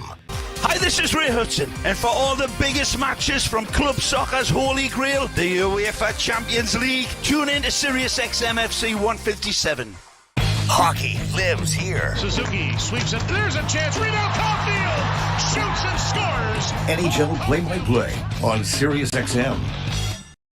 Is Leafs Game Night on TSN 1050 and the Leafs Radio Network. The Leafs live here. Willie comes over the boards and goes to get the puck. Nylander dropping off now, and Liljegren comes through neutral ice. He hits the line. Domi's with him to Willie, and the shot scores! The Leafs win it in overtime! William Nylander on a brilliant pass from Liljegren. The Leafs win 4-3. Overtime thriller. Welcome to Leafs Game Night, the post-game show live from Scotiabank Arena. Jim Taddy, Dave Feshchuk from the Toronto Star, and Jimmy Ralph kind enough to hang around. And Ralphie, a great overtime session by the Leafs. They had control of that puck. They were able to manipulate a line change and then score the goal. Yeah, as much as you can complain and say you get sick of guys bringing it back out over the line and starting up. But I think the bottom line is if you can get the opposition tired on the ice, I think that's, you want Matthews and Marner going full bore when they're on the ice, but if you could do that with the long change in the overtime and tire them out a little bit. We saw Philadelphia got burned on the first Matthews goal in a bad change, and the Leafs were able to take advantage when the second group came on, and like we said, it's going to mask just a little bit taking two senseless penalties in the offensive zone with a 2-goal lead in the third period, numerous giveaways trying to get the puck out of their own zone.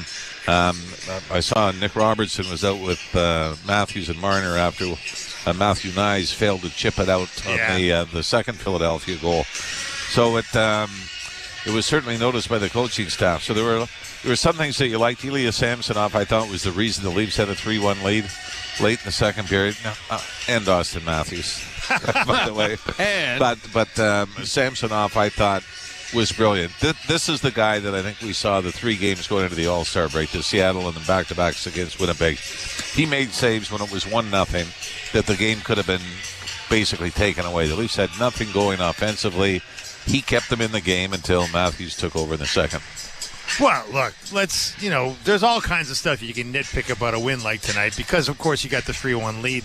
But let's take a moment to appreciate Mr. Matthews here because, should have had 5. Should have had 5. Says, maybe if you were in that, Ralphie. But I wouldn't have been in past 2. But look, on pace now. He's 45 goals, the 5th hat trick of the season. That's his new career high. Hasn't been done since Mario in 95-96, 5 hat tricks in an NHL season. And we did discuss that, Joe and I, in there, that you've got to be careful not to take this for granted. I mean, the numbers are better than Ovi when he started. At this point, sure. He's on pace for for sure. If you go to the beginning of the career to this point, he's got a higher scoring rate, and now, of course, on pace for 70. With 45 this season, which hasn't been done since the early 90s. I mean, we're seeing something that hasn't been seen in this league in an awfully long time. And we're also laughing. The last 2 years ago, he scores 60. Then he has an off year and gets 40. So you're thinking, okay, so if he scores 72, he scores goals. 20 less the next year. That's still a 50-goal season.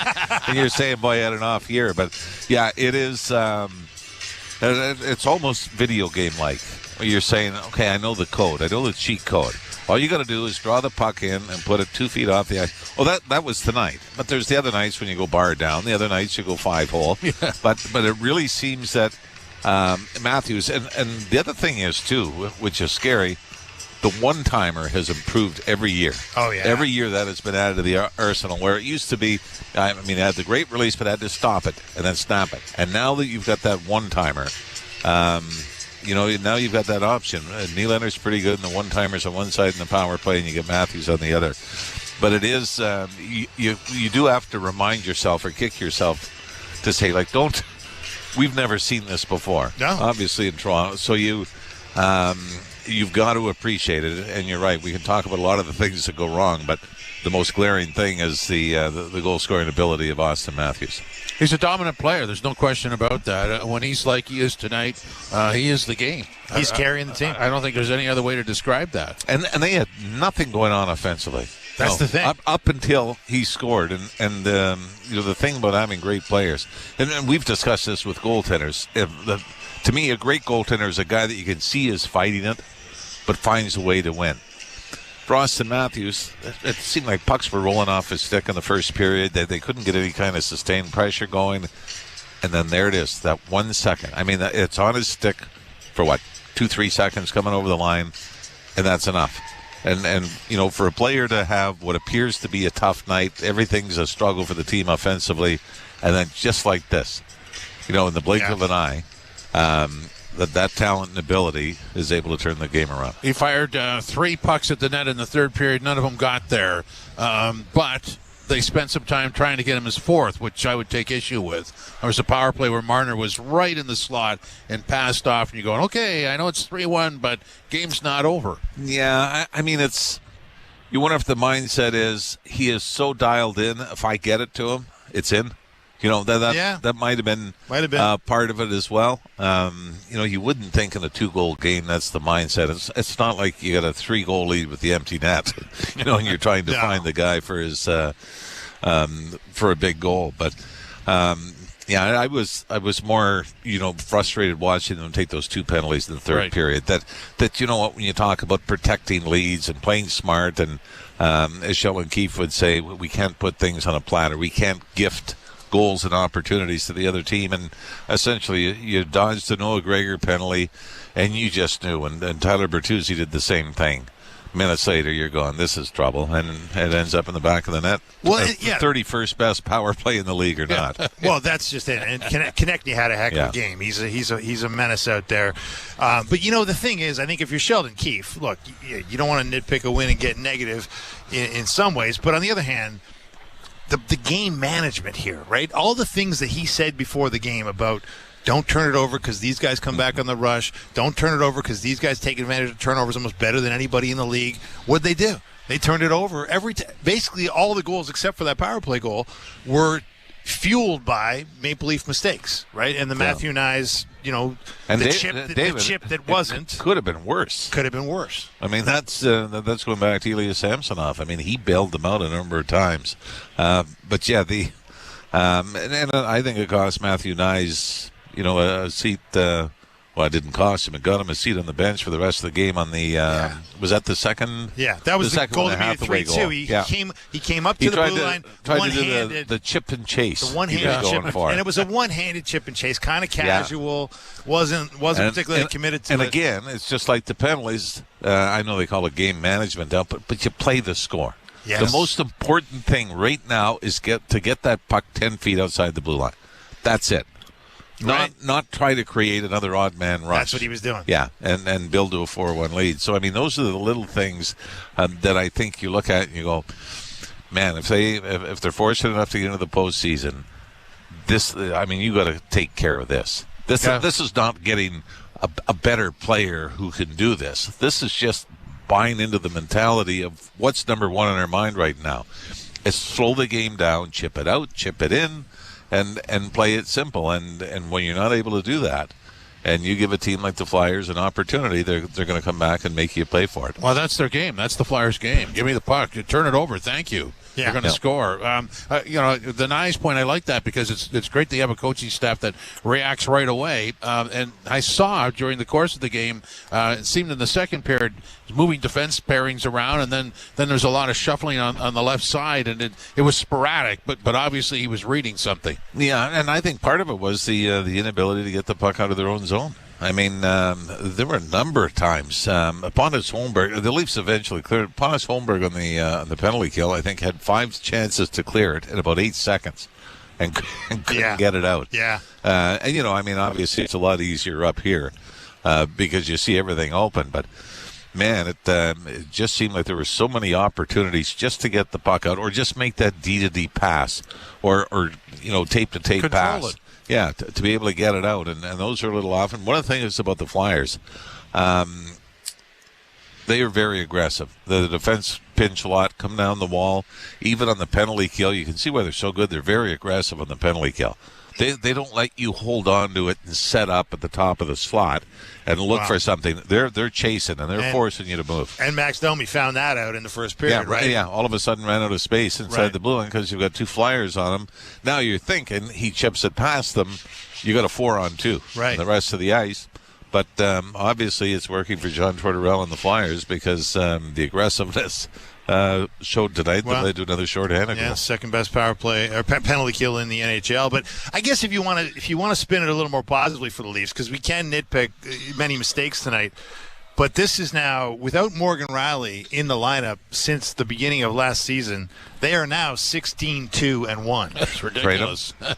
Get rid of him. Get rid of him. But I mean, that's a ridiculous thing. See, that's the Toronto thing. You say, here's a positive.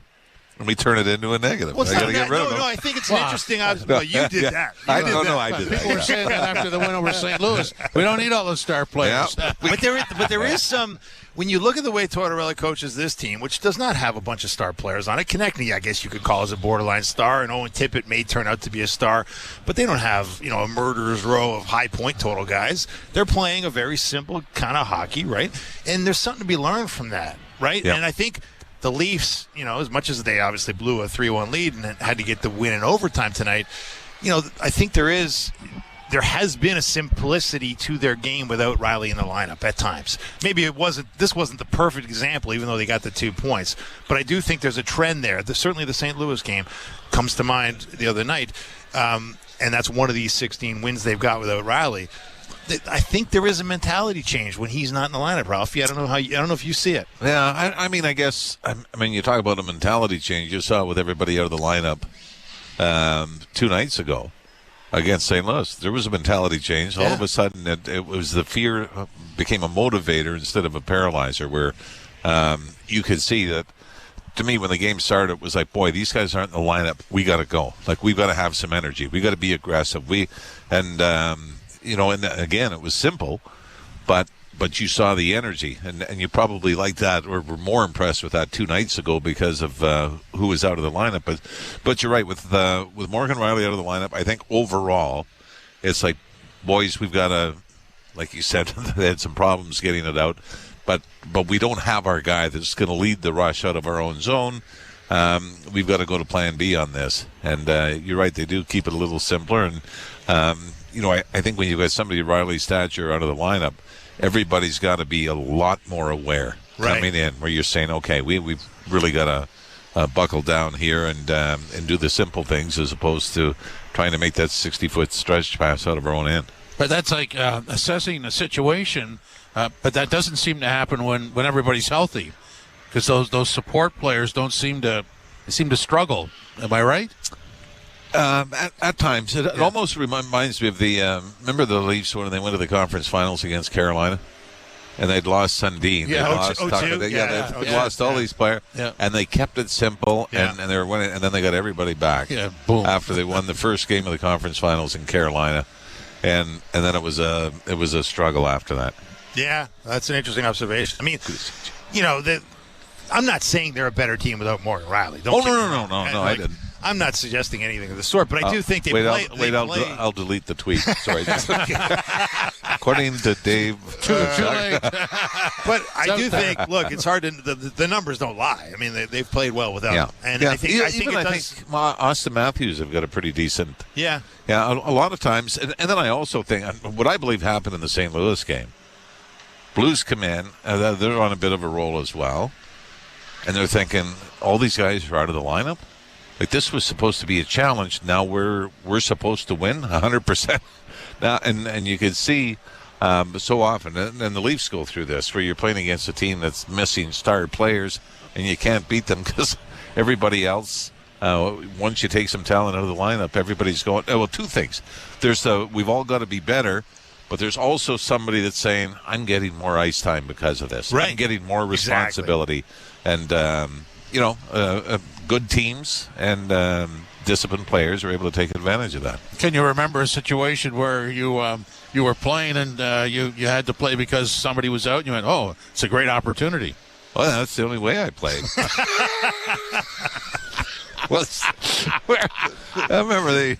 I remember my final year when the Leafs farm team was up in Newmarket. Jeff Reese had been, Ken Reagan had been traded to Philadelphia. So Jeff Reese got called up. Timmy Bernhardt, so now it's Timmy Bernhardt and I, and we were the three goalies, Reese and Timmy Bernhardt and I in Newmarket, trying to make a playoff spot. With a week left in this playoff run, Tim Bernhardt breaks his thumb. So it's me. And I got in trouble for saying it to a reporter. I said, I'm not really the chosen one. I'm the only one that's left. It's not like they're saying, hey, this is why we got you. Then it's like, well, what else do we do? Trainer hasn't had pads on in 8 years. So somebody gave you grief over that? I was going to say, it's a great line, Ralph. Yeah. That's great comedy. But by the way, I did win the Molson Cup in 1 week for March, April. Okay. You try to find that on Google. Hang on. Now, was that the Molson Cup or a cup of Molson? Hang on. Just wait. That's just mean. Well, since the memory's hazy, either one could be rather accurate. Oh, boy. Ralphie, thanks very much. Well, good luck the rest of the way. Yeah, thank you. We'll need it. I'll tell you what. Hey, this time, text when you're home. I don't know how the roads are. Yeah, okay, yeah, good. Safe drive, guys. Yeah, you too. 4-3, Nylander gets the overtime winner. The Leafs win over the visiting Philadelphia Flyers. This is Leafs Game Night live from Scotiabank Arena on TSN 1050, the iHeartRadio app, and the Leafs Radio Network. From the biggest stadiums to the coziest holes in the wall. From house parties to porch hangs to pride celebrations. From your favorite fuzz shop to your local Indian spot. From noodle bars to sports bars to salsa bars. There's a Molson with your name on it. Canadian Ultra XL. Molson. Everyone in. Must be legal drinking age. Unhibernate. Verb. To laugh in the face of snow because you drive a Subaru. As in, when I unhibernate, I have the roads all to myself because my Subaru has symmetrical full-time all-wheel drive and others don't. Or, the award-winning safety in my Subaru means I can unhibernate all winter while my neighbors stare longingly from their bedroom windows. Or my favorite usage, I am going to unhibernate this winter by visiting my local Subaru dealer today. Welcome to Uncommon Winter Confidence. At Train West Online Academy, we have a sales training and development program that addresses all areas necessary for your success. Learning, developing, and mastering new skills and behaviors takes time, practice, and guidance. That's exactly what you'll get from our sales training program. Our training is built on the concept of incremental growth and change over time, supported by repetition, reinforcement, and coaching. If you're deadly serious about improving your skills, go to trainwest.ca to learn more. trainwest.ca. Leafs game night live at Scotiabank Arena. 4-3. The Leafs prevail over the Flyers. And prevail is the proper word, Dave, isn't it? Yes, it is.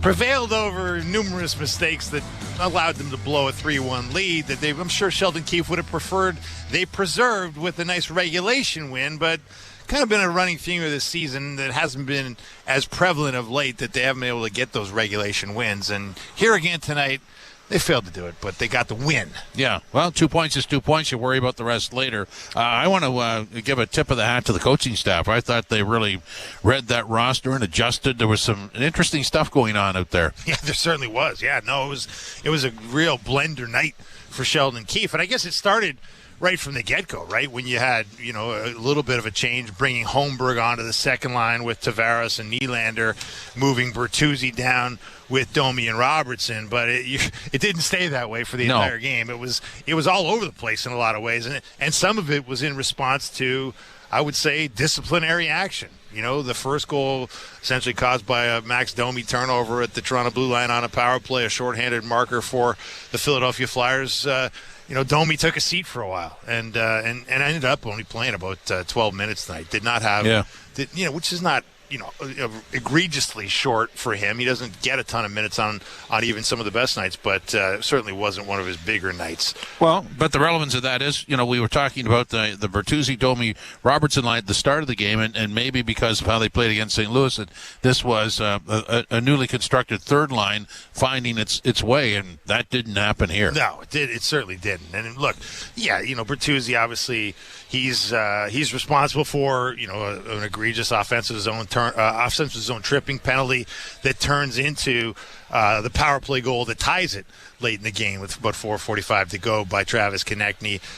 He wasn't the only one, of course. There were plenty of mistakes in the third period there where the Leafs, could not nurse home the regulation win. But hey, all they needed was an Austin Matthews hat trick and a goal from Willie Nylander a game after they needed a Bobby McMahon hat trick and a goal from Willie Nylander to beat the St. Louis Blues. So look, they can score. And that's why you pay star talent, and that was what they needed tonight.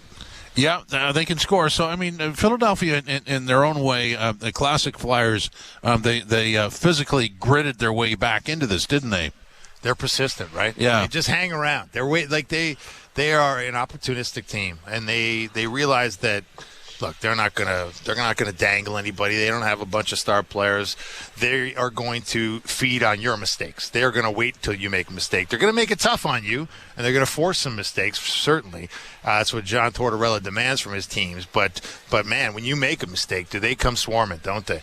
And they make you pay, and they did it again and again tonight. And if not for Ilya Samsonov, as Ralphie was pointing out in the previous segment, like Samsonov, until about the middle of the second period, when the Leafs finally sort of woke up and Matthews started shooting, basically, Samsonov was huge. Absolutely. He made some 10-bill saves, had the paddle out. He was swimming around the crease, lost his goal stick, picked it back up, made some glove saves, made some pad saves. He was very impressive tonight. Well, look, at the end of the second period, it was all the defensemen that met him at center ice as he was coming off. Yeah, and rightly so. Yeah, absolutely. That was a nice little tribute there. And as the lead crumbled, I couldn't blame Samsonov.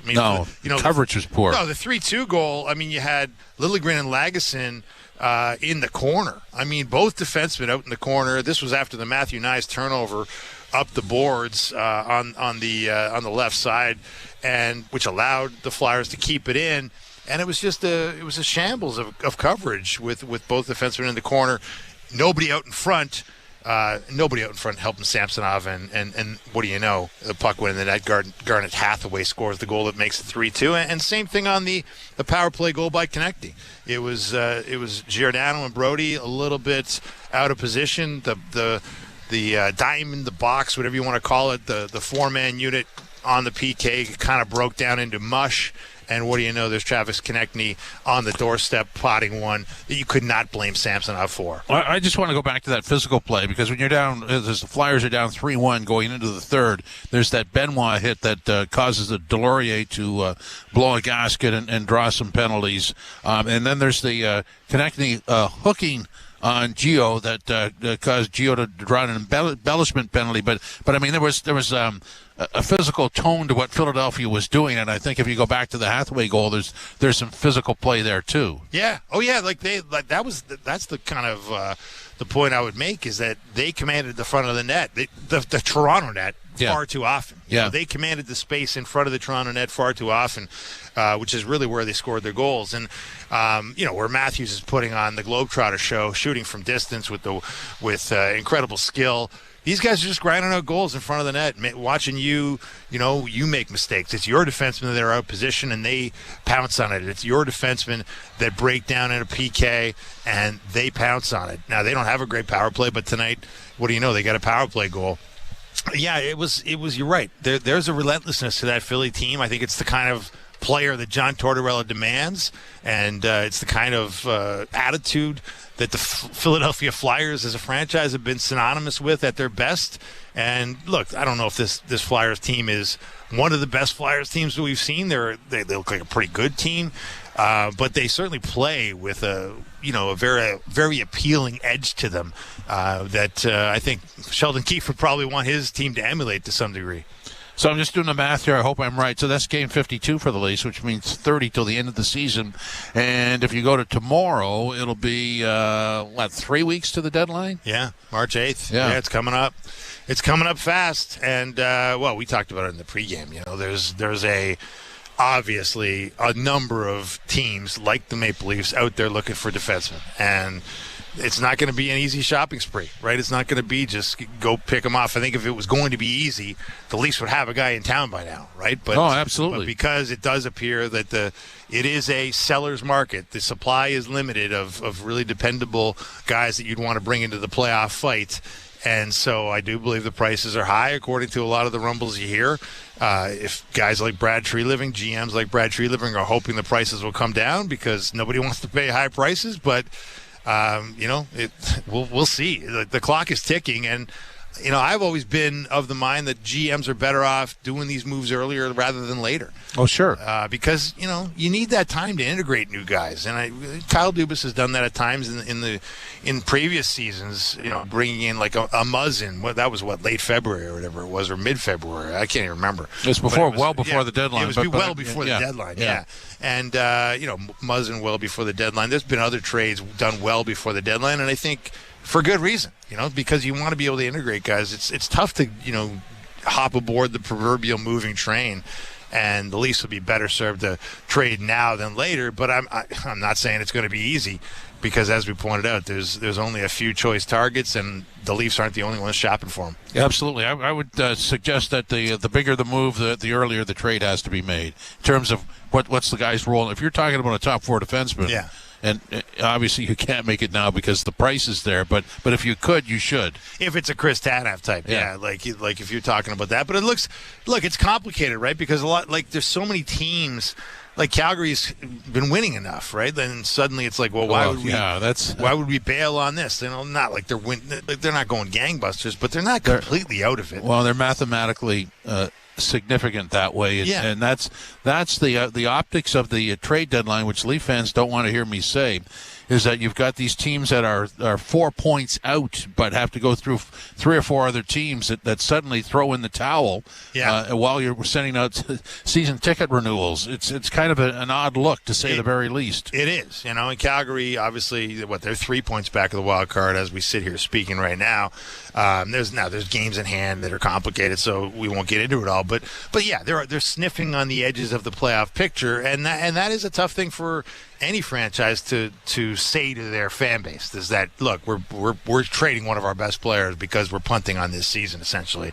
And, sometimes you want to wait for the very last moment to know if you really want to make that decision. Yeah, so, I mean, here's the pool you're looking at. These teams would be totally justified to make any kind of move. In the West, Chicago, San Jose, Anaheim, and maybe Arizona, and the rest are still vibrant and have a shot.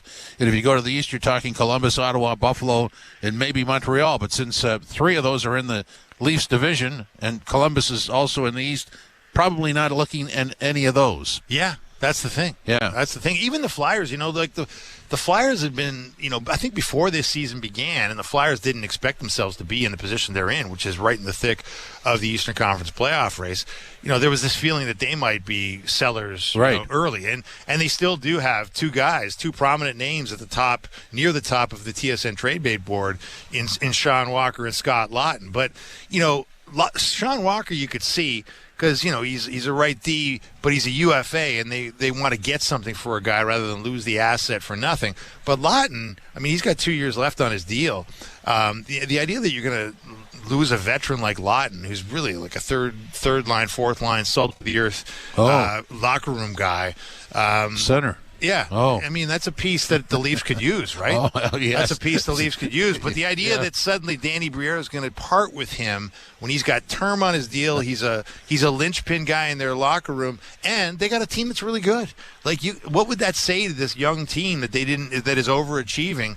If they said, you know what, we know Scott Laughton's important to us, but we're getting rid of him for futures. I don't think that's going to be an easy sell. You can sell the UFAs going out the door, right. I think, a lot easier than guys with term who are important to your room. Well, those are off-season moves. Yeah. If you want to make them. That's the thing. And you got to get value for them, and you're not just doing it. But I think, it's funny how plans change, right? I think this Philadelphia team probably would have been thinking about getting picks and getting prospects for players of that nature before this season. But now that they're in the fight and they're looking pretty good, they're probably thinking, hey, we had a couple things here. We could go far. Yeah, and that's with a goaltending loss due to an investigation, and it's a significant hole in the roster, isn't it? Wow, Urson did not look great tonight. Speaking of the goaltenders tonight, Samsonov was outstanding. Quite a difference. And Samuel Urson, the young man from Sweden who was in the net for the Flyers tonight, did not put on a goaltending clinic. Not that stopping Austin Matthews in his prime the first goal was easy stuff, but the first goal he was way out of position, and Matthews picked the corner like it was nothing. It was an open book, really. So 4-3, the Leafs win in overtime over Philadelphia. This is Leafs Game Night on TSN 1050, the iHeartRadio app, and the Leafs Radio Network. The wait is almost over. Leo Messi kicks off the 2024 MLS season Wednesday night on Sirius XM FC. This is a monumental moment. In his first full season in the U.S., Messi reunites with old friend Luis Suarez. Messi, top of the box, back to the middle, Suarez! But Real Salt Lake want to spoil the party in South Beach. Diego Luna into the vault. He shoots, goal! Inter Miami, Real Salt Lake, Wednesday night at 8 Eastern on Sirius XM FC 157 and the new Sirius XM app. The Power Play with Steve Koulias. And we're with John Cooper, head coach of the Lightning. Can you kind of talk about your relationship with your captain? Whether I say it's a friendship or whatever we have, our bond is it's really come and really evolved over the years. He's one of the greatest, he's our greatest ambassador, but I think he's one of the greatest ambassadors for the sport. The kid's a class act, and it's been really a pleasure to watch. The Power Play, weekday